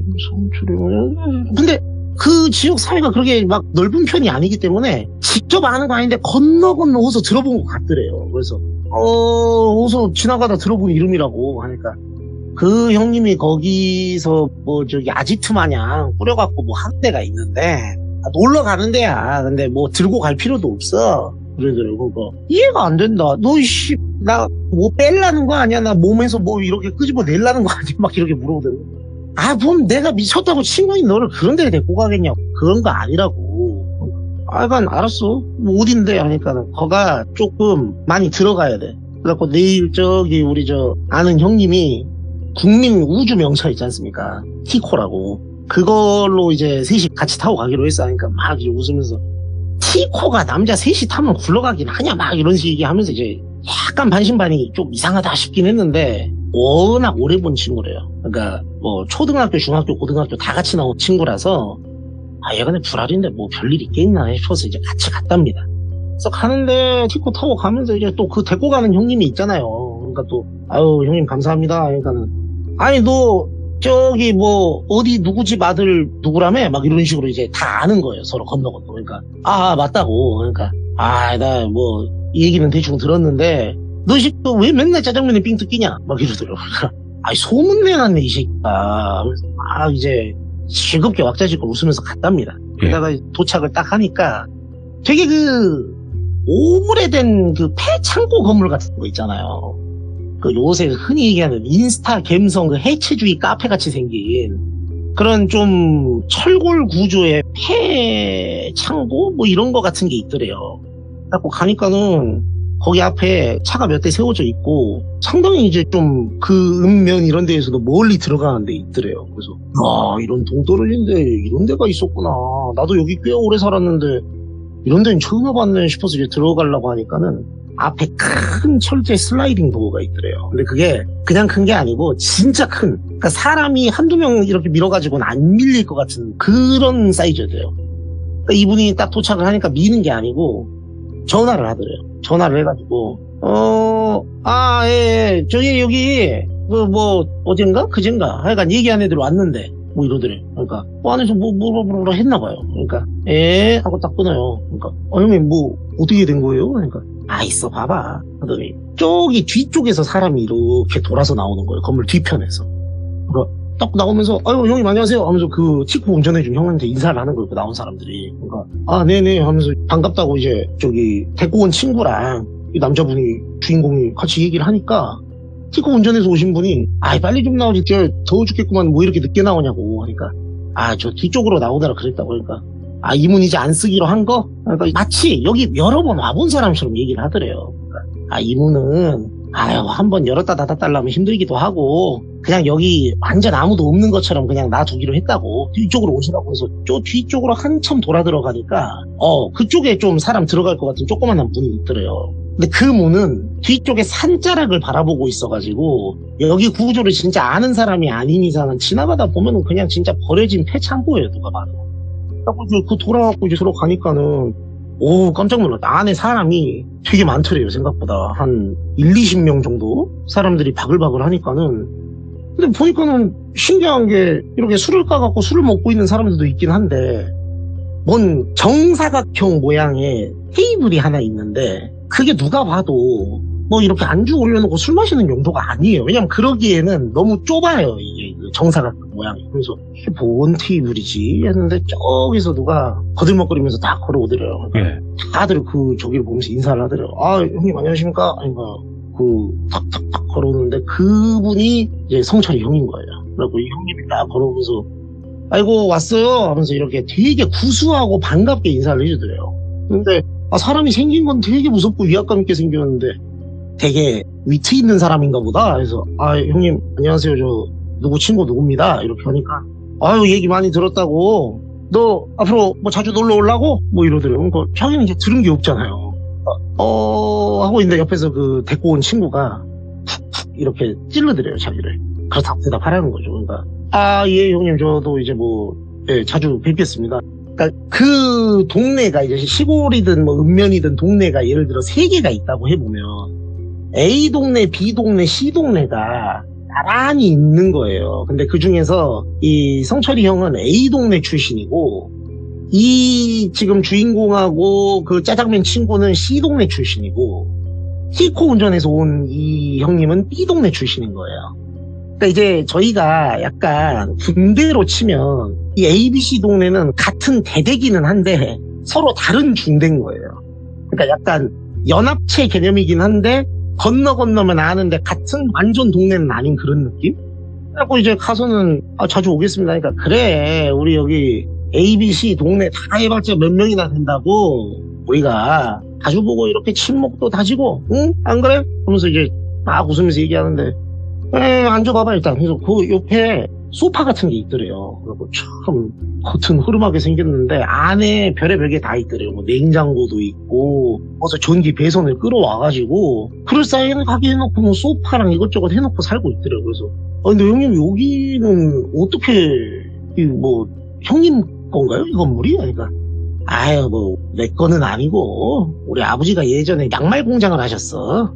근데 그때 쓰던 창고인데 지금은 안 써. 뭐 이러더래요. 그러니까 그러시군요. 그래서 두리번 거리기 바빴대요. 근데 이 형님이 막 자기를 이렇게 유심히 뚫어지게 보더니 근데 돈 필요하다며 그러더래요. 그러니까 예? 그러니까 뭐 진짜 그냥 놀러 온 거야? 막 웃대요. 그러면서 이 새끼 재밌는 놈이네. 그러니까 아니 그러니까 돈이 뭐 어디 막 궁하게 필요한 건 아니고요. 형님 저 그럼 말씀 좀 편하게 드리겠습니다. 그러니까 편하게 하면서 맥주를 이렇게 한 캔 딱 까갖고 주더래요. 그러니까 같이 짠하고 마시면서 이놈 새끼가 사실은 어쩌고 저쩌고 해갖고 제 돈을 뭐 다 빨아가네 어쩌대 막 이런 얘기를 한 거예요.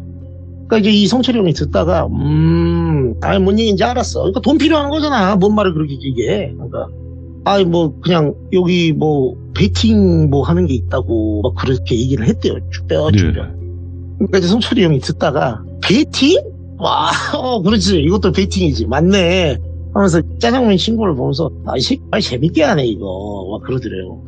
아닙니다, 형님. 그러니까. 뭔 소리지? 자기만 빼고 다 아는 것 같으니까. 그러니까 딱 이렇게 자기를 보더니 성철이 형이, 야, 너 지금 취했냐? 그러더래요. 그러니까, 아닙니다. 아직 안 취했습니다. 그러니까, 그지? 너 저녁 언제 했어? 그러니까, 이제 뭐 한 2달, 3달쯤 됐습니다. 그러니까, 그럼 힘이 남겠네, 많이. 그지?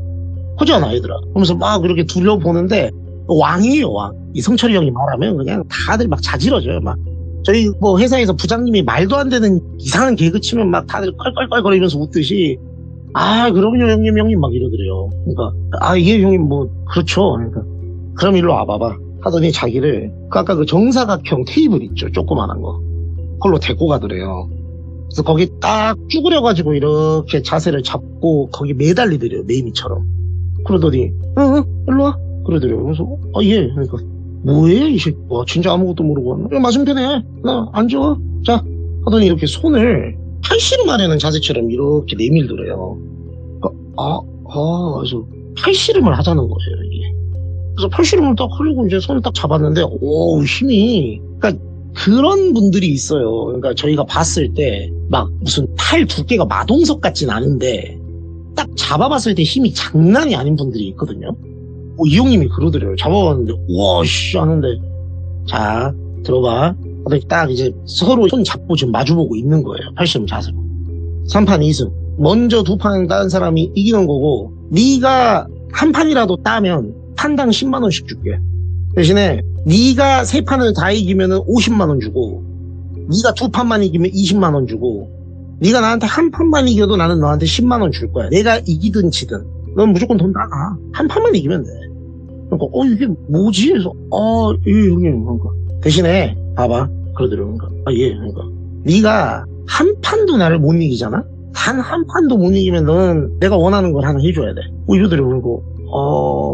형님, 근데 진짜 죄송한 말씀인데, 제가 이런 얘기를 못 듣고 와가지고, 형님 지금 손 잡아보니까 팔 힘이 장난이 아니신 것 같은데, 제가 한 판도 자신이 없습니다. 그러더래요. 그러니까 이제 이 성철이 형이 막 웃더니, 야, 너 남자 맞냐? 군대를 뭘로 갔다 왔나? 자신이 그러게 없어? 그러더래요. 그러니까, 죄송합니다. 하니까, 알았어. 그러면, 야, 이거 봐봐. 그래서 저희 봐줄 때, 팔씨름 봐줄 때, 새끼손가락 2개만 걸고 하는 거 있잖아요. 검지랑 중지 딱 2개 걸고 하는 거. 그렇게 딱 손가락 2개만 내밀면서 이렇게 이쪽으로 오라고 할 때 슉슉 하는 거 있잖아요. 이렇게 그 자세하면서 요거 2손가락 요거 걸게. 요거 걸고 내가 3판 중에 2판을 이 2손가락만 걸고 하고, 너가 마지막 한 판만 제대로 FM으로 해. 그러니까 나는 페널티 걸고 하는 거야. 그래갖고 네가 아무 판이나 한 판만 이기면 된다고. 근데 제가 생각했을 때 이 형이 힘이 센 건 맞는데, 저렇게 하면은 내가 한 판은 이길 것 같더래요. 그래서 그럼 형님 생각 않고 한번 열심히 해보겠습니다. 근데 형님이 원하는 걸 해드리는 거는 형님이 다 이겼을 때 맞죠? 그러니까 그럼 네가 한 판이라도 이기면 나는 입 딱 닫고 너한테 그냥 이 자리에서 현찰로 돈 줘 바로. 이제 주변에 갤러리들이 엄청 모이면서 막 하면서 막 난리더래요. 막 재밌겠다고. 그러니까 얘네는 원래 이러고 놀았나 봐요. 그래갖고 이제 알겠다. 그래서 딱 2손가락 건 그 형하고 풀 파워로 이제 자기가 시작 걸어갖고 하는데 넘길 것 같더래요. 달달달달 하는데 넘어가려고 막 이렇게 하니까는 일단 10만원 벌겠다. 10만원 벌겠다 하고 있는데 뒤에 약간 이렇게 간질간질한 느낌이 살짝 나더래요. 목 뒤로. 저희가 아시다시피 이렇게 힘 겁나 주고 있는데 뒤에 살짝 이상한 느낌 나면 힘이 쭉 빠지잖아요, 갑자기. 그러니까 2손으로 그냥 팍 넘겨버리더래요. 그러니까 하고 이렇게 넘어가니까 뭐야, 이기는 줄 알았더니, 일단 한 판 졌어. 나 이제 이거 2손가락 걸고 하는 거 한 판만 더 해줄 거야. 근데 이게 이런 약간 어떻게 보면 이게 지금 대중 스포츠가 된 거잖아요. 지금 다들 보고 있잖아요. 그러니까 한 번 기가 잡히니까, 아까는 2손가락 잡고 이렇게 했을 때 될 것 같다는 생각이 있었는데, 2번째 판 걸고 하니까 힘이 아예 이제 잘 안 들어가더래요. 내가 이미 이 사람한테 진 거 같고 해가지고 깨끗하게 나머지 2판 다 졌답니다. 그러니까 이제 팔이 부들부들거리면서 수치스럽기도 하고 창피하기도 한데, 이게 진짜 이렇게 하는 데나, 저 형 힘 장난 아니다 이러고 있는데, 이제 그러면서 팔 잡고 이렇게 아파하면서 이제 하면서 이제 쭈그리고 앉아 있었대요. 근데 아까 그 목 뒤에 간질간질한 느낌 났다 했잖아요. 그쪽으로 뭐가 이렇게 쓱 다가오는 느낌이 들더니 네. 목에 이렇게 뭐가 탁 채워지더래요. 그래서 뭐야 하고 딱 봤더니 그 성철이 형이 저희 발에 채우는 족쇄 같은 걸 목에다가 걸더래요. 자기 목에다가. 그리고 형님 이게 뭐예요? 그러니까 응? 잊어먹었어? 그러니까 형님 이거 숨이 좀 안 쉬어진다고 조금 느슨하게 해주시라고. 왜 이러냐고 풀어주시라고. 그러니까 너 내가 원하는 거 하나 해주기로 했잖아. 너는 지금부터 이제 내가 이쪽으로 끌고 가면은 여기로 끌려오고 저쪽으로 끌고 가면 저쪽으로 끌려가요. 개. 그래갖고 내가 밥도 주고 키워주고 화장실은 저기 있어. 잠깐만. 우선은 아까 그 큰 철제 문이 있는 데 있잖아요.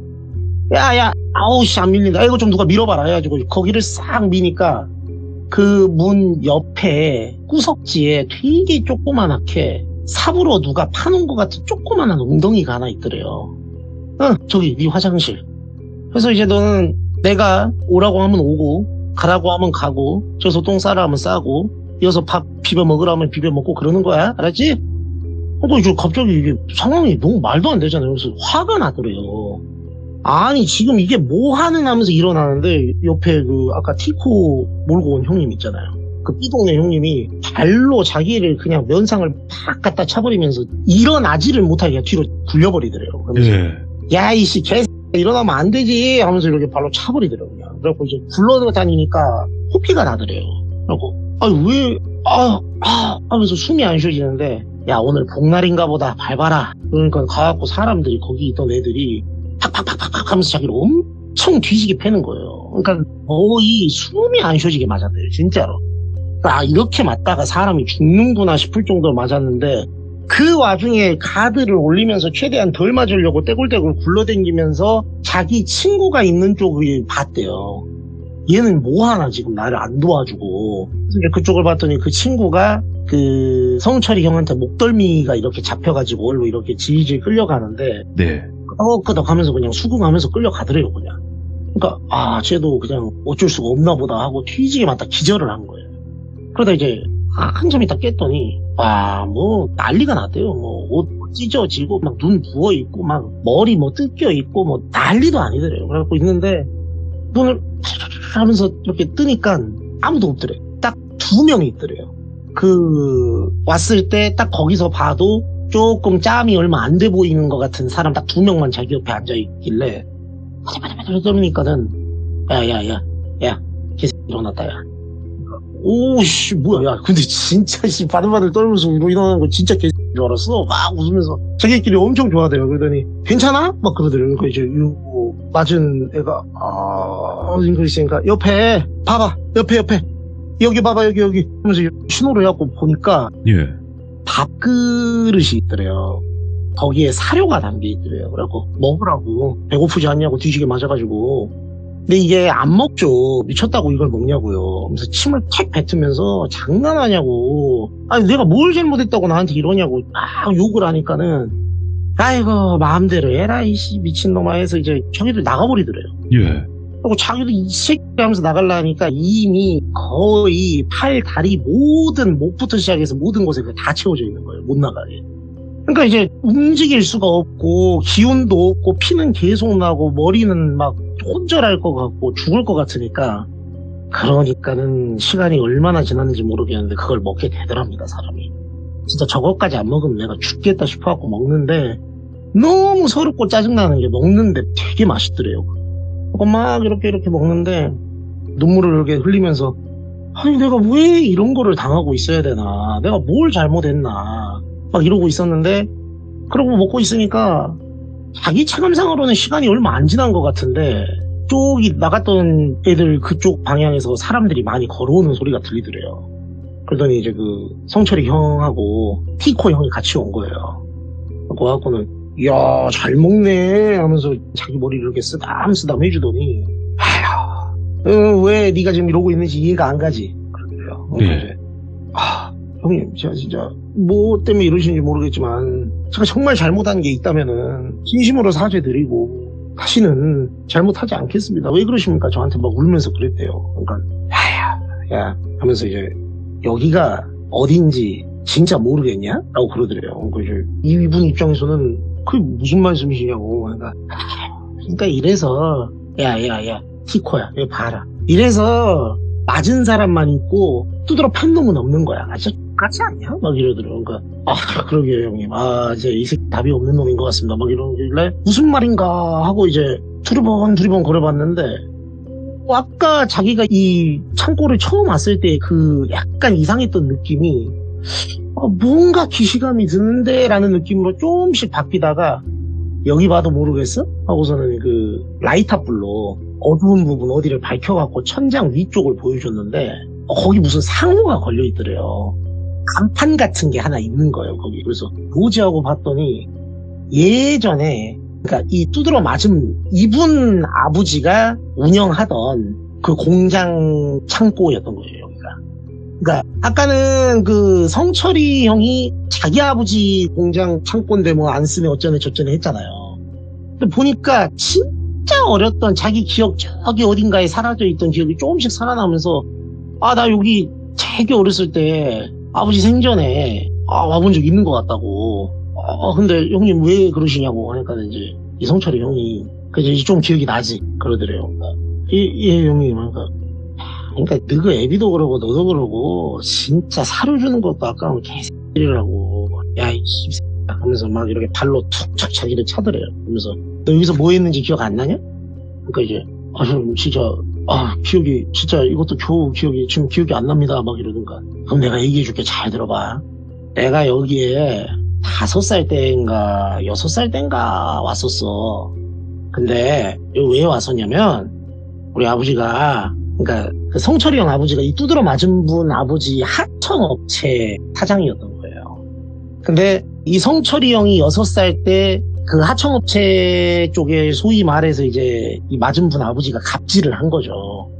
좀 위선자였던 거예요. 이 맞은 분 아버지가. 그러니까 마을에서는 되게 노블리스 오블리주를 실천하는 정말 그 살아있는 공자님 같은 그런 이미지를 지키고 있는 분인데 뒤에서는 속으로는 자기가 하고 싶은 대로 돈으로 모든 걸 찍어 누르는 그런 사람이었던 거예요.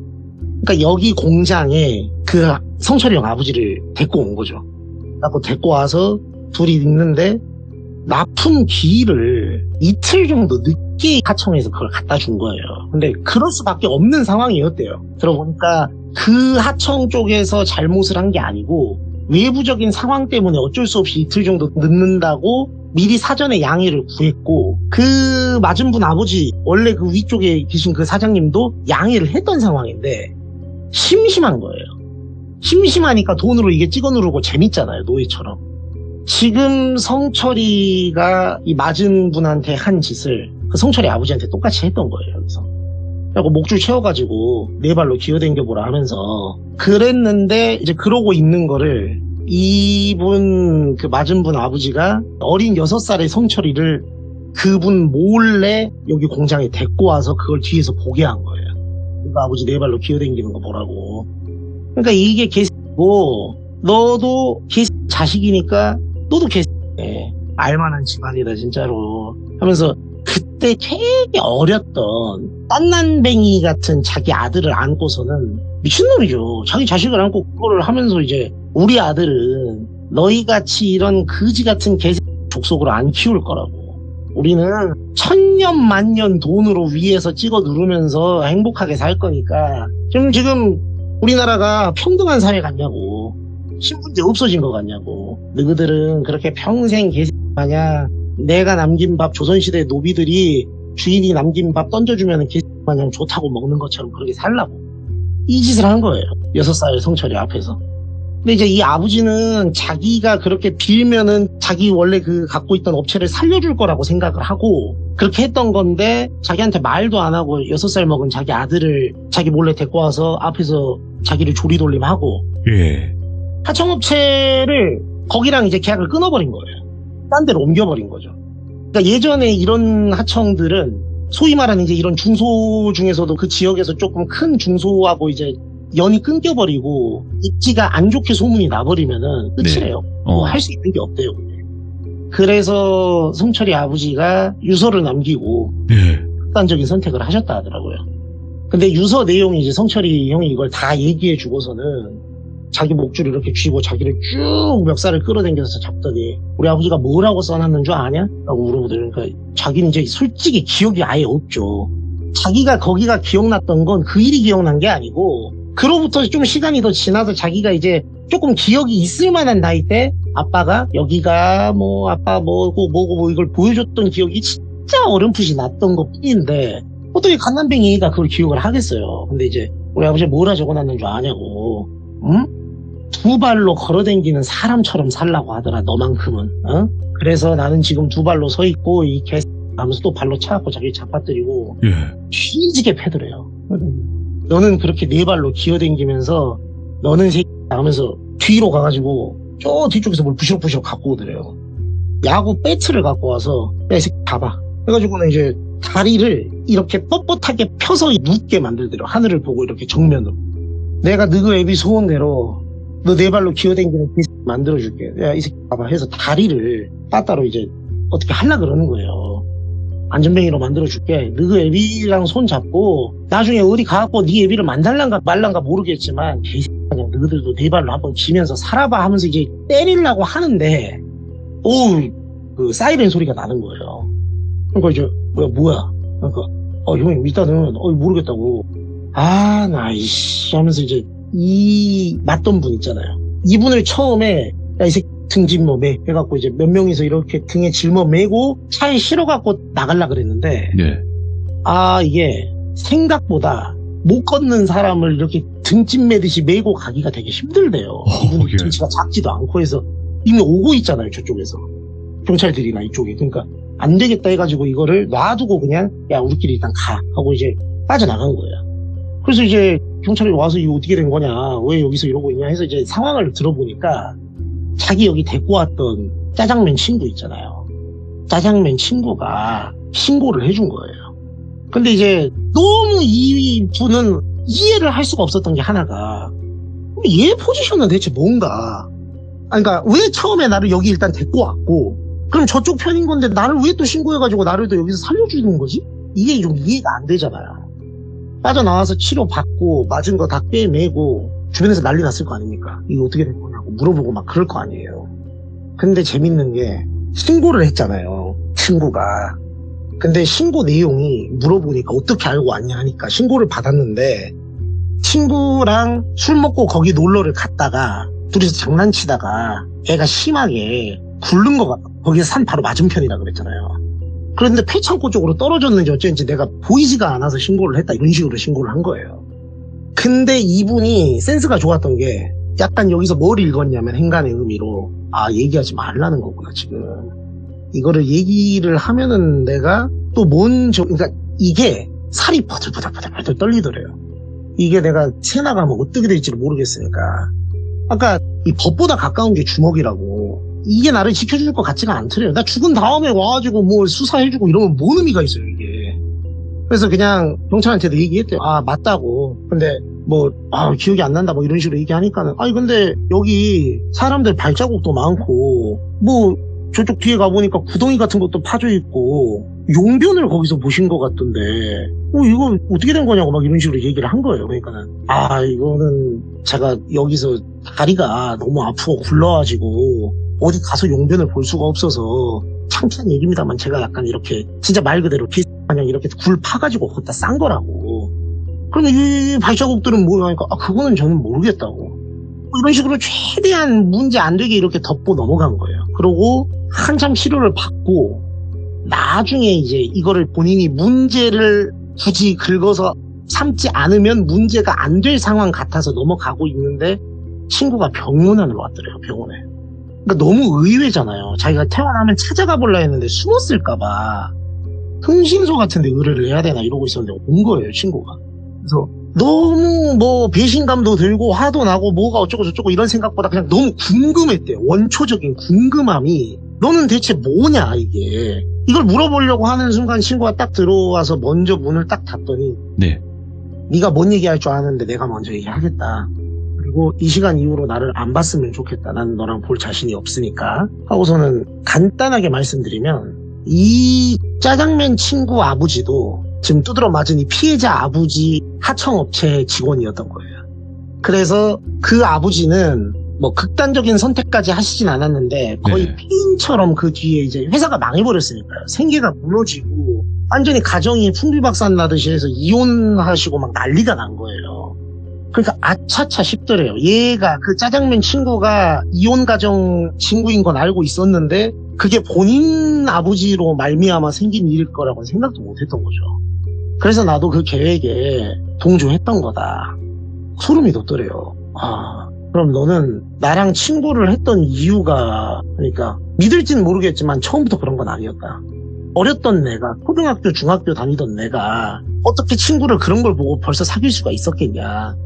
그런데 사귀어서 만나서 겪고 보니까 네가 그놈 새끼 아들이더라. 그래서 결심을 했고, 네가 봤는지 모르겠지만 그 형이 내 어깨를 토닥여주면서 이렇게 목 뒤에 잡고 갔던 게 나한테 그러더라. 이제 우리 아버지 떳떳하게 볼 수도 있겠다. 그러니까 이제 미안하면서도 무서우면서 이 오묘한 감정이 들더래요. 그러면서 마지막에 이제 물어본 게 다 이해했고 나는 이걸 절대 법적으로 문제 삼지 않을 거고 내가 안고 가겠다. 미안하다. 네가 나를 보는 게 힘들다 하니 이게 마지막이겠지만 한 가지만 더 말해줘라. 마지막에 신고는 왜 했냐? 그러니까 나는 공정해야 된다 생각한다고 모든 게.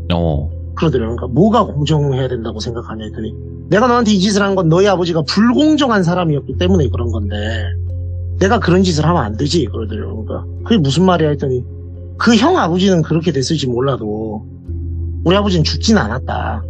그럼 내가 너를 죽게 내버려두면 안 되는 거 아니냐. 그래서 죽이지는 말아야 되겠다. 대신에 죽은 듯이 살게 만들어야 되겠다. 너 지금 오금 절이잖아. 아무것도 못 하겠잖아. 여기서 못 살겠잖아. 그거면 됐다고 나는. 하고서는 자기 손을 이렇게 툭툭 쳐주면서 너는 사람답게 살아. 개처럼 살지 말고. 하고서는 딱 나가더래요. 그러니까 이제 와 이게 그 두드러 맞고 막 거의 죽을 듯이 그랬던 것보다 저 말이 더 아프고 사람이 말로 상처 입는다는 게 이런 거구나. 물론 이게 우리나라가 연좌제 국가도 아니고 아버지 죄를 아들이 갚아야 될 의무는 없지만 되게 도덕적인 가책이 들고 여기서 생활을 못할 것 같더래요. 그리고 이제 그 형이 지금은 잠깐 이제 몸을 사리고 있긴 하지만 무슨 일이 어떻게 벌어질지 모르는 상태라고 생각이 돼서 그 지역을 떠나서 상경해서 지금은 이게 오래된 얘기라서 말씀을 해주셨고 지금 이분이 또 사업을 하세요. 근데 항상 그거를 실천하시면서 사신다 하시더라고요. 그러니까 협력업체나 뭐 자기보다 조금 낮은 위치에 있는 사람들을 굉장히 배려하신대요. 이게 원한의 씨앗이라는 게 한번 뿌려지면은 거둬들일 수가 없는 거구나 라는 생각이 들어서 그래서 저도 이분을 만날 때 그럼 제가 약자니까 밥을 사주십시오 했더니 우스갯소리로 한 말인데 진짜 밥을 되게 비싼 거를 사주셔가지고 예, 뭐 그렇게 들었던 얘기가 있어서 말씀드렸습니다. 업보 느낌이네요 진짜로. 예, 그렇죠. 뿌린 대로 거둔다는 게. 그래서 처음엔 저는 이제 엄석대 같은 사람인가? 네네. 그 성철이 형이? 근데 엄석대가 누군가? 네. 그 성철이 형이 엄석대인지 그 자본주의에서 힘이 있던 그 집안이 진짜 엄석대인지 그러니까 예. 알기 어려운 얘기라서 네. 그렇게 말씀을 드려봤습니다. 네. 오늘 테슬러즈님께서 이렇게 또 찾아와 주셔서 말씀해 주시고 그리고 항상 저희가 추적은 하고 있지만 도저히 밝혀낼 수가 없더라고요. 그리고 저번에 이제 직접 또 가르치시는 학생분이 후원을 해주셨는데 그 학생도 진짜 학생인지 모르겠고 제가 맞습니다. 그 학생을 찾았습니다. 누군지 찾아냈습니다. 제가. 또 실존하는 건가요? 아바타나 무슨 홀로그램 그래픽이 아니고요. 실존하는 친구였고 제가 물어봤어요. 예. 왜 그런 짓을 했느냐. 내가 오히려 의심을 더 받고 있다. 지금 뭐 본인이 아니냐, 가족이 아니냐, 뭐 이런 얘기를 듣고 있는데 실존하는 게 아닌 것 같다 했더니 얘가 하도 제가 이제 이 친구는 돌비 공포 라디오를 굉장히 즐겨 듣는 친구예요. 아이고 고마운 또 학생이시네요. 예. 스터디 카페랑 독서실 가서 공부는 안 하고 맨날 그래서 예. 뭐 그래 적당 공부도 좀 해라 했는데 제 얘기를 들을 때마다 제가 너무 강하게 아니라고 주장하는 모습이 안쓰러워서 쌈짓돈을 털어서 그렇게 후원을 했다는 이런 가슴 아픈 사연을 들으시면 모두 귀족님들도 진정성을 느끼시지 않을까. 맞습니다. 네. 언젠가 그 학생분도 추적해서 찾아내도록 하겠습니다. 연좌제가 여기 있어. 예. 어쩔 수 없어요. 예, 뿌린 대로 거두는 거다라는 말이 있듯이. 네. 아무튼 오늘 테슬라즈님 너무너무 감사드립니다. 고맙습니다. 감사합니다. 네. 자, 이번 이야기도 테슬러즈님께서 또 들려주신 현실공포 이야기였는데, 그 돌비 테슬러즈 검색하시면 첫 번째 이야기부터 정말 또 많은 이야기들이 함께 재생 목록에 포함이 되어 있습니다. 꼭 들어보시고 이와 비슷한 이야기들도 즐겨서 한번 다 여러 이야기들도 들어보시는 게 어떨까 생각을 하고 있습니다. 감사합니다. 고맙습니다.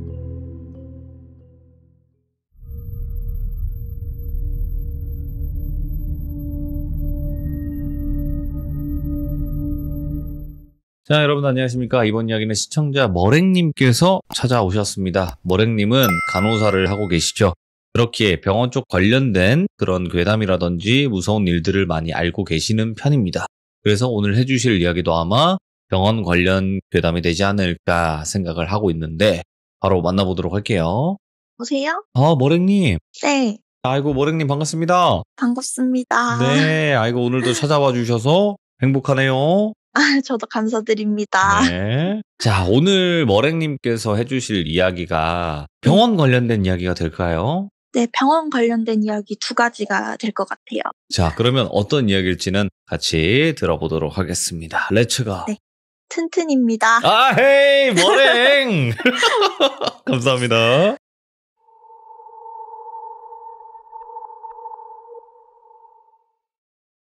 일단 첫 번째 이야기는 제가 직접 겪은 이야기는 아니고 같은 병원에 있는 동기가 들려주는 얘기고요. 제 동기는 처음에 입사를 했었을 때 중환자실에도 외과계가 있고 내과계가 있는데 제 친구는 내과계 중환자실에서 또 내과계 안에서도 심혈관계라고 심장 쪽을 주로 보는 중환자실이 따로 있어요.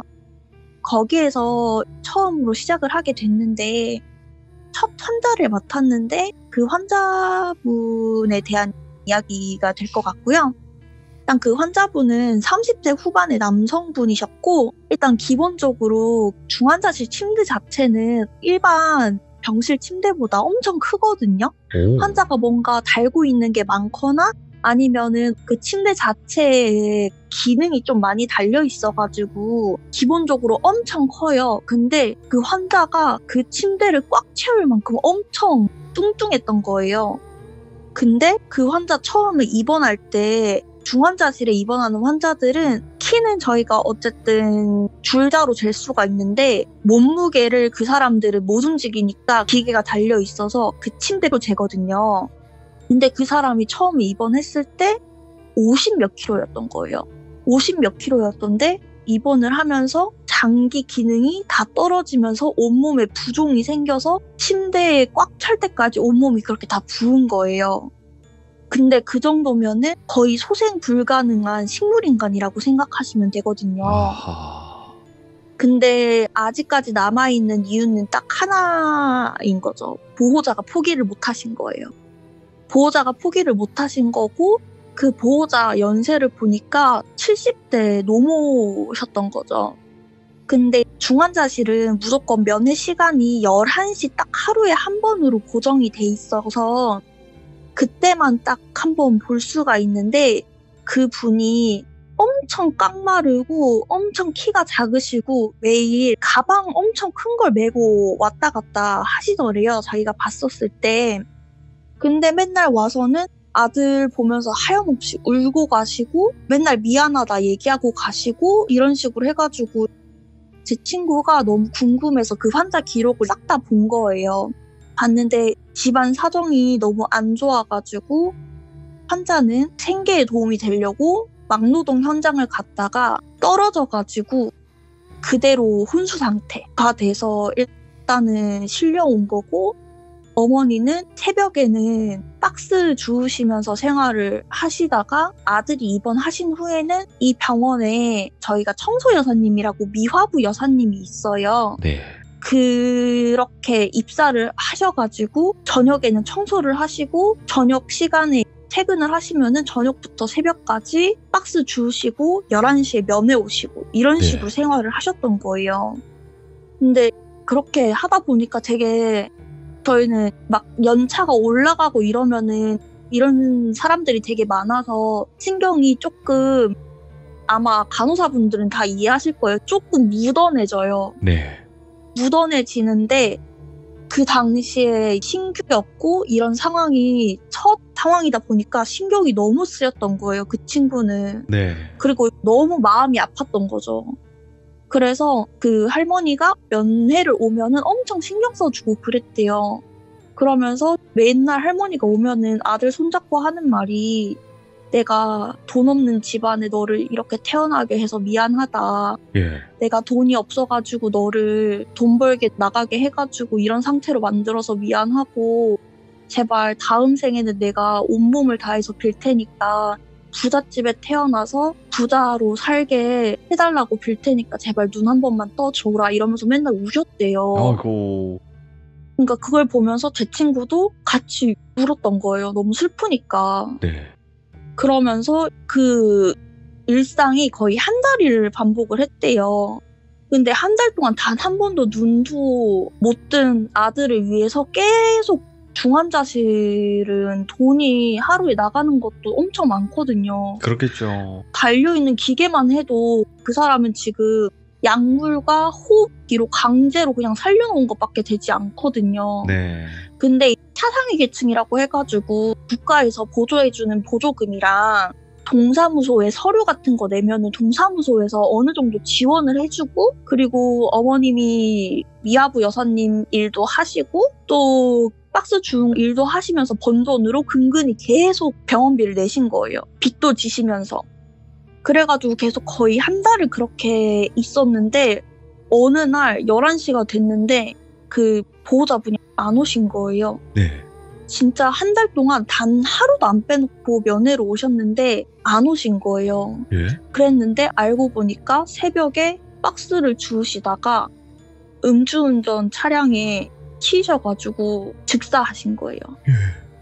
근데 그게 어차피 박스를 주우시는 것도 죽고 나서 저희 병원으로 바로 와야 되니까 저희 병원 근처에서 발견이 돼가지고 저희 병원 응급실로 왔고 어머니도 저희 쪽 직원으로 등록이 돼 있으니까 바로 신원 확인이 되잖아요. 신원 확인이 돼서 환자가 일단은 영안실로 갔어요. 근데 이제 문제가 뭐냐면 환자가 남은 가족이 아들밖에 없는 거예요. 근데 아들은 지금 이때까지 할머니가 벌어온 돈과 이런 걸로 연명만 하고 있었는데 이제 결정권자가 없어지는 거잖아요. 그래가지고 일단은 장례를 치러줄 사람도 없고 이런 상황에서 일단은 그것 때문에라도 상의를 하려고 동사무소에서 직원이 나오신 거예요. 일단 할머니가 사망하시기 2, 3일 전에 약간 좀 뭔가 느끼신 게 있으셨는지 일단 연세도 70세 넘고 이러셨으니까 아들은 혼수 상태고 자기가 죽으면 아들을 돌봐줄 수가 없으니까 동사무소랑 변호사를 끼고 유언장을 작성을 하신 거예요. 그래가지고 그 유언장에다가 이때까지 할머니가 다른 건 안 했는데 자기 앞으로 보험금을 계속 꼬박꼬박 넣으신 거예요. 아들 앞으로는 안 넣고. 왜냐면 자기가 죽으면은 자기 아들 앞으로는 돈이 나오는데 아들이 죽으면은 자기 앞으로 돈이 나오는 거니까 자기는 어차피 오래 못 살 거고 쓸데 없으니까 자기 앞으로 보험을 들어놓고 아들 앞으로 다 돌려놓은 거예요. 혹시나 자기 아들이 깨어날 수도 있으니까 나중에 깨어났을 때를 대비해서. 그래서 만약에 자기가 죽거든 이 유산을 다 아들한테 이전을 하되 아들이 지금 혼수 상태니까 대리인으로 변호사와 동사무소 직원을 같이 해가지고 공증을 선 거예요. 이 돈을 나중에 아들이 깨어나면 아들한테 주는 조건으로. 근데 이제 그 어머니가 돌아가시고 아들은 거의 그냥 강제로 살려놓은 거라고 했잖아요. 네. 근데 병원에서는 입원한 환자에 관해서 결정권자가 없고 혼자면은 뭔가 약물을 쓸 때마다 동의를 받아야 돼요. 근데 이제 이 환자 상태가 안 좋아졌는데 환자 보호자는 돌아가신 상태잖아요. 근데 이제 그 동의를 안 받고 약을 쓰기에는 삭감이 되는 거예요. 그러니까 이 환자를 살리려면 이 약을 써야 되는데 기본적으로 중환자실에 입원해 있었을 때 동사무소에서 지원이 나오고 국가에서 지원이 나와서 이 기간 동안 이 정도의 돈 안에서는 그 약물을 쓰는 게 자유로운데 그 이상을 쓸 시에는 이게 병원 쪽에서 돈이 다 빠져나가는 거예요. 그러면은 이 환자한테 돈을 쓰면 쓸수록 병원한테는 마이너스가 되는 거죠. 근데 이때까지 그 마이너스 되는 거를 할머니가 자기가 다 내겠다고 하고 동의서를 작성을 하고 계속 약물을 주셨던 거예요. 네. 근데 이제 그럴 수가 없잖아요. 아무리 그 돈을 동사무소 직원이랑 변호사한테 넘겼다고 해도 그 아들의 생사 결정권을 넘긴 건 아니니까. 근데 이제 간호사들도 그렇고 의사들도 그렇고 할머니가 얼마나 열심히 아들을 지켰는지 아니까 되게 마음이 좀 그랬던 거예요. 그냥 좀 윤리적 딜레마라고 하죠, 사실. 그게 이 약을 쓰면 이 환자는 살 건데 병원에서는 이 약을 쓰면은 자기들은 마이너스니까 쓰지 마라. 근데 이 약을 쓰게 되면은 전화가 와요. 원무과에서. 네. 삭감되니까 쓰지 말라고 했는데 왜 썼냐. 이런 식으로. 그리고 나중에 막 그 약을 쓰라고 처방낸 의사한테까지도 심할서 쓰라고. 그러니까 이제 사람들이 좀 그랬던 거죠. 약물을 안 쓰면 당연히 점점 환자 상태가 안 좋아지고 저희가 중환자실에서 제일 중요하게 보는 게 소변량이거든요. 왜냐하면 마지막까지 사람이 살아있다고 확인을 할 수 있는 게 신장이에요. 소변이 안 나온다는 건 모든 장기가 멈췄다고 생각하면 되는 거거든요. 그러면서 이제 거기서 일하시는 간호사분 중에 한 분이 엄청 예민하신 분이 계셨대요. 성격도 엄청 예민하고 되게 깐깐하고 좀 그러신 분이 계셨는데 어느 날 같이 일하는데 계속 어디서 우는 소리 안 들려? 계속 이러는 거예요. 그 후배한테. 그래서 아무 소리 안 들리는데? 이렇게 얘기를 한 거죠. 그러니까 막 짜증을 내면서 병실을 한 바퀴 돌고 오시더래요. 병동을. 근데 병동을 한 바퀴 돌고 오시면서 얼굴 약간 새파래졌는데 약간 좀 복잡 미묘한 얼굴 있잖아요. 새파래졌는데 또 완전히 무서워하는 건 아니고 약간 찝찝한 얼굴? 그러더니 그냥 아무 말 없이 앉으셨대요. 그러면서 그냥 아무 소리 없이 그냥 다시 일하시고 그 다음 날에도 계속 미치겠네. 진짜 미쳐버리겠네. 계속 이렇게 얘기를 하시더래요. 그래서 그 선생님한테 그 후배가 물어봤대요. 선생님 대체 뭐 때문에 그러시냐고. 그러니까 며칠 전에 그 환자 할머니 돌아가셨잖아. 보호자분 돌아가셨잖아. 이렇게 얘기를 해서 네 알고 있죠. 아직 그 이틀밖에 안 됐었어요. 그래서 아직 장례를 치르냐 마냐 이렇게 얘기가 있었거든요. 그래서 아직 장례도 못 치르셨잖아요. 막 이렇게 얘기하니까 할머니가 계속 아들 앞에서 울고 있어. 이러는 거예요. 그러니까 그 간호사 선생님이 좀 보는 선생님이었던 거예요. 평소에 예민했던 이유도 일하면서 좀 그런 걸 많이 보니까 예민한 것도 있었는데 중환자실 자체가 로테이션이 되게 빨리 돼가지고 그렇게 머물고 있는 영이 별로 많이 없대요, 사실. 그냥 일반 병실보다는. 왜냐면 이게 길게 입원하는 사람을 중환자실 자체에서는 받지 않고 급성기 환자를 받아서 중환자실 치료를 하고 빼고 이런 식으로 하면서 병상 회전율을 높이니까. 근데 그 환자만은 할머니가 부여잡고 있어가지고 되게 오래 있었던 거여가지고 그랬는데 이제 그 할머니가 계속 그 환자 앞에서 울고 있다는 거예요. 이틀 내내. 그래가지고 할머니가 너무 불쌍하고 아들도 너무 불쌍한데 자기 진짜 너무 신경 쓰여가지고 일을 못하겠다고 막 이런 식으로 얘기를 하면서 그 다음 날은 그 선생님이 담당으로 가셔가지고 그 병실을 어쩔 수 없이 들어갔는데 그 아들도 이제 거의 끝나가는 상황이었어요. 왜냐면 하루에 거의 소변이 아예 안 나올 정도로 되고 약도 안 쓰고 이러니까 오늘 아니면 내일이다 이런 식으로 약간 왔다 갔다 했거든요. 그래가지고 그 환자를 보고 있었는데 그 할머니가 갑자기 말을 걸어요. 자기한테 조금만 참아달라고, 미안하다고, 하루만 있어달라고, 자기가 데리고 같이 갈 거라고 막 이런 식으로 울면서 얘기하니까 그 선생님도 되게 마음이 좀 그랬대요. 그래가지고 그냥 고개만 끄덕이고 그냥 나왔다는 거예요. 그러면서 그날 새벽에 되게 조용히 가셨대요. 그 아들이. 그러면서 이제 장례식을 처리하려고 동사무소 직원이 왔대요. 어쨌든 의사랑도 면담을 해야 되고 의사랑 면담한 거를 간호사랑도 같이 면담을 해야 돼가지고 동사무소 직원이 와서 얘기를 하는데 자기가 어제 신기한 꿈을 꿨다 막 이런 식으로 얘기를 하는 거예요.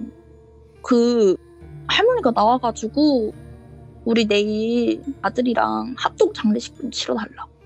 자기 재산 남은 거 그거 합동 장례식 좀 치러달라고. 그리고 그거 남은 돈은 아마 처리 비용 다 쓰고 나면 아마 딱 맞을 거라고 이런 식으로 해서 딱 맞을 거라는 게 뭐지 이렇게 해서 생각해보니까 장례식 치르고 할머니가 빚도 있다고 했잖아요. 그러니까 그 빚까지 다 갚고 나니까 돈이 한 푼도 안 남더래요. 보험금이. 그래가지고 다행히 장례식은 병원 장례식장에서 치르고 다행히 상주는 그 동네 이장님이 해주셔가지고 동네 분들이 와가지고 다 해주시고 장례식은 마무리되긴 했는데 되게 듣는데 마음이 좀 씁쓸하더라고요. 이야. 그 동사무소 직원이 꿈을 꿨다는 것도 그렇고 돌아가셔서도 아들 때문에 그렇게 막 힘들어 하셨던 것도 그렇고 참 마음이 아프더라고요. 진짜 어머니네요. 네. 진짜 어머니라는 게 어떤 존재인지를 확실하게 보여주는 이야기였던 것 같고 너무 현실적이어서 무서웠고 슬프네요. 그게 좀 심한 것 같아요. 저희도 일하면서 되게 많은 일들을 겪는데 특히 호흡기만 떼면 바로 돌아가실 수 있는 환자나 DNR이라고 해가지고 생전에 자기는 심폐소생술을 받지 않겠다 이런 거를 서명하시는 분들이 계시거든요. 근데 이거를 다른 나라는 이제 안락사가 가능하잖아요. 안락사가 가능한 나라가 있잖아요. 네. 근데 가끔 보면은 보호자들이 포기를 못 해가지고 환자는 정신이 살짝 들 때마다 차라리 그냥 자기 편하게 보내주라고 죽여달라고 이렇게 얘기하시는 어르신들이 계세요 가끔. 근데 보호자분들이 그걸 놓지를 못해서 안 된다고, 어머니 이렇게 가시면 안 된다고, 나는 어머니 이렇게 못 보낸다고, 내가 잘해드린 거 하나 없는데 못 보낸다 이렇게 하셔가지고 고통 속에 돌아가신 분들도 많이 봤고. 이 이야기를 해주시면서도 그 감정이 느껴지고요. 그리고 지금 이 상황에서 이런 일과 비슷하게 병원에 계시면서 시청하고 계신 분들도 분명히 있거든요. 맞아요. 네, 그런 분들에게도 응원을 드릴 수 있는 그런 시간이 되었으면 좋겠고, 네. 아휴, 참 씁쓸하네요. 자, 그러면 이제 다음 이야기는 방금은 조금 안타깝고 좀 슬픈 이야기가 되었다면 이번에는 춥거나 이런 이야기가 되겠죠? 이번에는 좀 완벽하게 다른 이야기입니다. 반전되는, 네, 알겠습니다. 네, 반전되는 이야기입니다. 네네네. 네. 이번 이야기는 제가 겪은 이야기고요. 혹시 치료감호소라고 아시나요? 들어는 봤는데 정확히 뭘까요? 이게 뭐냐면 정신병을 가지고 있으신 분들 중에서 범죄를 저지르거나 이러신 분들을 감옥 대신에 가는 곳을 치료감호소라고 해요. 한마디로 감옥 대신 가는, 정신이 조금 안 좋으신 분들이 감옥 대신 가는 병원이라고 하면 될 것 같아요. 근데 이제 이거를 악용하는 사람들도 있어요. 예전에는 재판에서 정신 감정에 대해서 그렇게 확실하게 뭔가 딱딱딱 나오는 게 없었던 모호한 시절에 그거를 이용하는 사람들이 가끔 있었어요. 그래서 그거를 어떻게 하면은 자기가 정신 이상이 있는 사람처럼 보일지 행동하는 사람들 있잖아요. 가끔 드라마 보거나 뉴스 보면은 그런 식으로 해서 자기 죄를 감형받아서 감옥으로 안 가고 병원으로 가는 거예요. 확실히 감옥보다는 병원이 환경이 더 좋잖아요.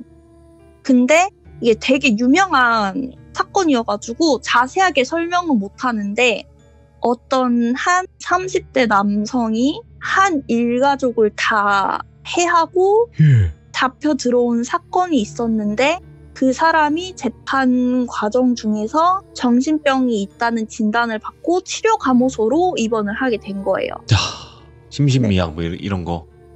아니요 그냥 정신병, 조현병 이런 식으로 해가지고 예.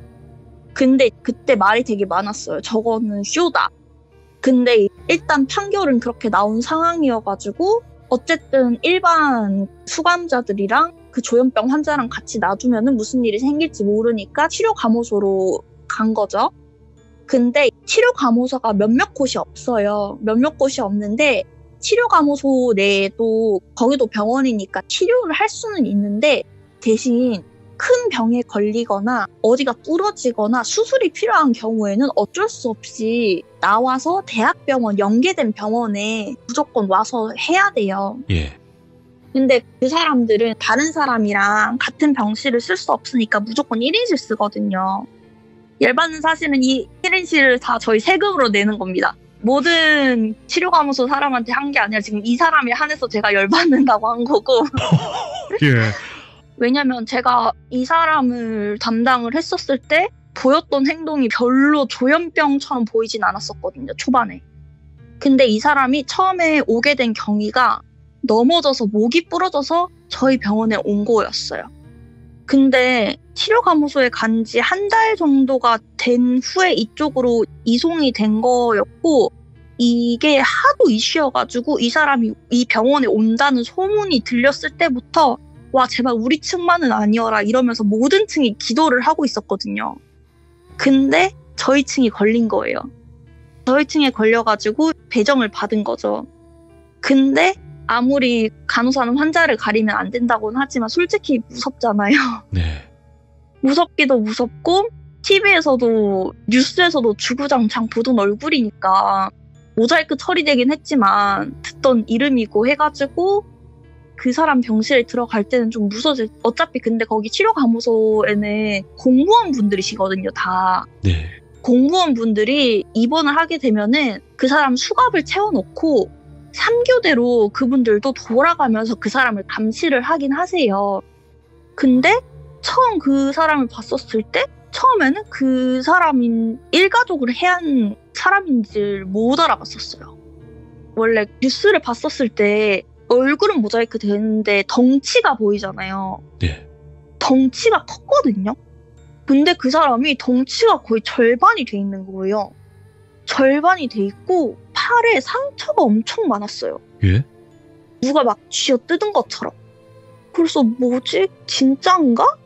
조현병이 진짜였나? 이 생각이 들 정도로 그런 상태의 사람이었거든요. 그러면서 그 공무원분들도 사실 원래는 그 3교대 하면서 자기들도 이제 집에 가서 쉬거나 이렇게 해야 되는데 예. 원래는 치료감호소에 그 당직하는 사람 공무원 한 명 빼고는 원래는 다 집에 가서 쉬는 게 원칙인데 그 사람 때문에 병원 불편한 침대에서 1인실에서 벗어나면 안 되는 것 때문에 있는 거거든요. 그러면서 그 분들이 들려줬던 얘기를 저희가 알게 된 거죠. 왜냐면 그분들도 심심하시니까 간호사 스테이션에서 되게 얘기 엄청 많이 해주셨단 말이에요. 일단 처음에 이 사람이 들어왔었을 때 엄청 거들먹거리면서 들어왔대요. 자기는 일가족을 해한 사람이다. 함부로 건들지 마라. 약간 이런 식으로 들어왔대요. 치료감호소를. 그리고 그 사람은 거기서도 혼자 독방을 썼었던 거예요. 왜냐면 작은 범죄부터 시작해가지고 큰 범죄로 갈수록 병실을 점점 줄이거든요. 왜냐면 정신병이 있어가지고 남을 조금 다치게 한다든지 아니면 뭘 훔친다든지 추행을 한다든지 이런 사람들은 그냥 다른 사람들이랑 같은 성별이 같은 다른 사람들이랑 같은 병실을 쓰면서 그냥 감시만 해도 상관없어요. CCTV랑 다 달려 있어가지고. 근데 남을 해한 사람들은 같이 있는 옆에 있는 사람들을 해할 수가 있잖아요. 그러니까 어쩔 수 없이 격리를 하는 거예요. 근데 처음 일주일 동안 엄청 거들먹거리면서 되게 막 편하게 생활을 했대요. 근데 어차피 그 조현병이라는 게 약을 엄청 세게 먹거든요. 그래서 거들먹거리기는 하는데 일단 약에 취한 사람처럼 해롱해롱거리면서 약간 헛소리를 하긴 한데 처음에는 그 헛소리를 아무도 안 들어줬대요. 근데 환자가 일주일이 지나니까 분명 억지로 재우는 약이잖아요.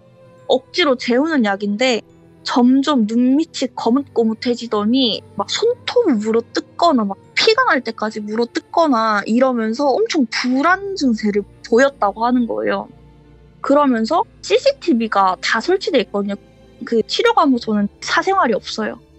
사생활이 없어서 무조건 다 CCTV가 설치가 돼 있고 목욕 시간도 다 정해져 있어가지고 무조건 다 한 번에 목욕을 다 같이 해야 되는 그런 공동 샤워장 이런 게 있어가지고 봤는데 어느 날 1인실 그쪽으로 지나가는데 중얼중얼 거리는 소리가 들리더래요.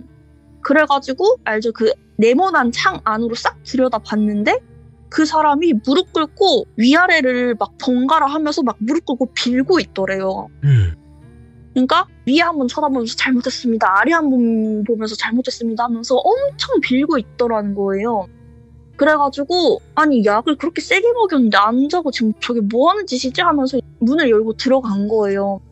그래가지고 아니 뭐 하는 거냐고 가서 누우라고 원래는 잘 자고 이랬고 이 사람이 처음에 들어왔을 때도 엄청 그냥 정상적으로 생활해가지고 억제대까지는 안 했었대요. 억제대까지는. 근데 이 사람이 자기 일으키려고 하니까 발작을 하면서 놓으라고 자기 안 하면 죽는다면서 빨리 이거 놓으라고 해가지고 거기에는 공무원 말고도 힘쓰시는 분들 있잖아요. 그분들이 같이 해가지고 그 사람을 묶었대요. 묶고 진정제를 놓은 거죠. 그날부터 계속 그게 반복이 된 거예요. 와. 그러면서 그때서 이제 사람들이 그 사람이 중얼거리는 걸 들었는데 잘못했다. 계속 잘못했다고. 내가 잘못했다면서 살려주세요. 잘못했습니다. 이러면서 무릎 꿇을게. 잘못했으면 살려주세요. 계속 이랬대요. 그러면서 위를 쳐다보고 아래를 쳐다보고 이렇게 빌었다고 했잖아요. 근데 그게 일가족을 해했다고 했잖아요. 그렇죠. 근데 그게 어른 둘, 엄마, 아빠, 애 한 명. 엄마, 아빠 키가 크고 애가 한 명이 키가 작잖아요. 오. 그래가지고 빌 때도 아줌마 아저씨 잘못했어. 얘 미안하다. 아줌마 아저씨 진짜 잘못했어요. 애기 미안하다. 계속 이런 식으로. 자기가 죽을 죄를 졌다고 막 계속 그러고 억제대를 해놨는데도 어떻게 했는지 모르겠는데 양팔에 계속 쥐어 뜯어져 있더래요. 예. 누가 막 진짜 손톱으로 다 긁은 것 마냥. 그래가지고 저희가 가끔 치매 환자들 보면은 계속 손으로 뜯어가지고 손싸개 같은 걸 해놓거든요. 손싸개 같은 걸 해놨는데도 상처가 이상하게 매일 늘더래요. 근데 CCTV로 보면은 그냥 억제대하고 이러고 있으면 그냥 바스락 거리기만 하고 막 혼자 중얼 거리기만 하는데 맨날 보면은 상처가 늘어있고 그래서 그걸 막 붕대로 다 감싸놓고 이렇게 하다가 낮에는 그나마 좀 진정이 돼가지고 네. 목욕을 하러 들어갔는데 목욕을 다 하고 목욕 시간이 끝나서 이제 다 빼어있는데 누가 누워있더래요 바닥에. 네. 그 사람이 누워있었던 거예요 혼자. 근데 거기서 그 치료감호소에서도 의사소통이 잘 되긴 하거든요. 정신병이 있긴 하지만 조금 지능이 떨어지지만 의사소통이 되는 사람들도 있고 그리고 분명 넘어지면서 쿵 소리가 들렸을 텐데 그리고 옆에 사람들이라면 충분히 따닥따닥 붙어있는 데서 옆에서 사람이 넘어졌으면은 알 텐데 샤워 시간이 한 5분, 10분 정도 돼요. 근데 그때 동안 아무도 몰랐던 거예요. 그 사람 넘어진 걸. 근데 그 사람이 그렇게 넘어져서 목이 부러지면서 사지마비가 된 거예요. 사지마비가 되면서 계속 누가 밀었다고 자기. 날 누가 밀었어. 뒤에서 밀었어. 계속 밀었다고. 이렇게 얘기를 하는데 CCTV도 거기 화장실 입구 쪽으로는 설치가 돼 있거든요. 근데 거기서는 그냥 걔 혼자 쓰러진 거예요. 그 사람 혼자.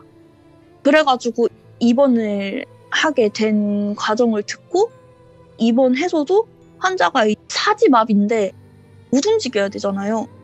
근데 계속 밤만 되면 여기서도 계속 안정제 맞고 약 먹고 이러는데 계속 또 잘못했으면 죄송합니다 계속 이러다가 발작하는 것 같이 갑자기 사지마비인데 막 그런 거 있잖아요. 저희가 맨날 운동성을 체크를 하고 근전도 검사라고 해가지고 팔다리에 전기 같은 거 흘려보내가지고 운동성이 남아있나 없나 이런 검사도 다 진행을 하거든요. 근데 반응이 진짜 제로였어요. 근데 밤만 되면 발작을 하면서 팔다리를 움직이는 거예요. 오. 그러면서 그때마다 울면서 잘못했다 그러고 그러면서 이제 또 맨날 계속 팔다리에 막 긁은 상처 계속 생기고 옆에 공무원이 같이 있는데도. 네. 그러니까 사람들이 점점 거기 들어가기 싫어하는 거죠. 무서우니까 밤에는 특히. 낮에는 그래 조용하고 괜찮아요. 네. 근데 목 수술을 결국은 하기는 했는데 사지마비가 된 경우를 다시 되돌릴 수는 없었어요. 이미 시간이 오래 지나기도 했고 이미 입원했을 때부터 사지마비였거든요. 네. 그래가지고 그냥 목 부러진 거 놔두면은 교정을 안 하면은 그게 더 신경을 찌르거나 아니면은 자세 한 번만 잘못하면은 바로 숨을 거둘 수가 있으니까 그거를 수술만 일단은 하고 회복이 돼서 다시 그 병원으로 가긴 했거든요. 치료감소로. 그 뒤로는 욕창 때문에 되게 자주 왔어요. 욕창 때문에. 썩어버리는구나. 왜냐면 네, 거기는 욕창 때문에 진짜 2시간에 한 번씩 가서 매일 소독을 해주고 맨날 그 썩은 살을 잘라내는데도 예. 계속 썩는 거예요. 거기만 들어가면은 냄새가 진짜 장난이 아니에요. 근데 저희가 그렇다고 해서 소독을 막 일부러 안 하거나 막 이런 것도 아니고 저희가 진짜 할 만큼은 했다고 생각을 하거든요. 의료진이니까. 예. 네, 아무리 치료를 해도 계속 썩는 부위만 늘어가는 거예요. 그러다가 결국에는 욕창 감염에서 폐혈증으로 인한 걸로 사망을 했어요. 갔네, 진짜. 네. 근데 그 사람은 그냥 여기서 욕창 치료할 때도 항상 말을 걸어도 저희는 이렇게 하거든요. 저희는 맨날 뭔가를 줄 때도 환자분 성함이 어떻게 되세요? 이런 거 다 물어보잖아요. 네. 그냥 항상 살려주세요, 죄송합니다, 살려주세요, 죄송합니다만 계속 듣다가 그냥 그렇게 돌아가셨어요. 와, 진짜 그런 거네. 곱게 죽지 못했네요. 네, 진짜로 할 수 있는 고생이랑 고생은 다 하면서 갔어요. 왜냐면 혼자서 소변이나 대변도 못 보니까 소변줄도 꽂았다가 소변줄도 오래 꽂고 있으면 감염이 있으니까 배에다가 구멍 뚫어서 방광이랑 직접 연결을 했고 그리고 대변도 제대로 못 보니까 나중에는 또 배에다 구멍을 뚫어가지고 그걸로 대체를 하고 할 수 있는 모든 진짜 사람들이 생각할 수 있는 모든 안 좋아서 달 수 있는 모든 걸 다 하고 갔죠. 아니 근데 이 이야기를 들으면서 희생당하신 그 피해자의 원혼이라는 그런 존재들이 진짜로 데려갔을까는 모르겠어요. 그건 알 수가 없겠지만 저도 그럴 것 같지만 이 사람이 근데 그때도 되게 진짜 말이 많았어요. 네. 쇼를 해서 그걸 피해 나갔다고도 했고 처음에 이 공무원 분들도 처음에 들어왔을 때 일주일 그 생활을 봤었을 때 이 사람은 조현병이 아닌 것 같다라는 생각을 하기는 했었대요.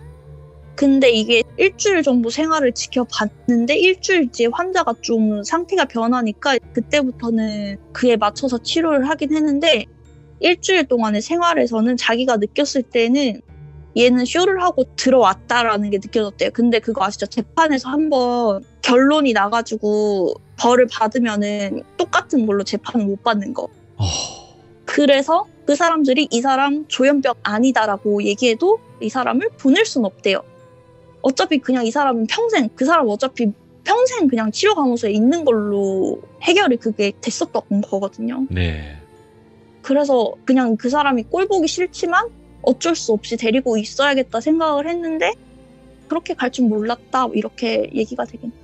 야, 아니 근데 그렇게 일가족의 목숨은 파리 목숨처럼 그렇게 앗아가 놓고 자기 목숨 살려달라고 비네요.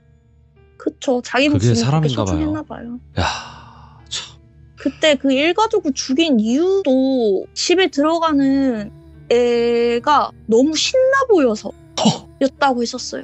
아니 신나면 안 되는 건가? 그러니까 자기는 그날따라 기분이 안 좋았는데 그 애가 너무 신나 보이니까 자기를 비웃는 것 같아서라고 했었어요. 와.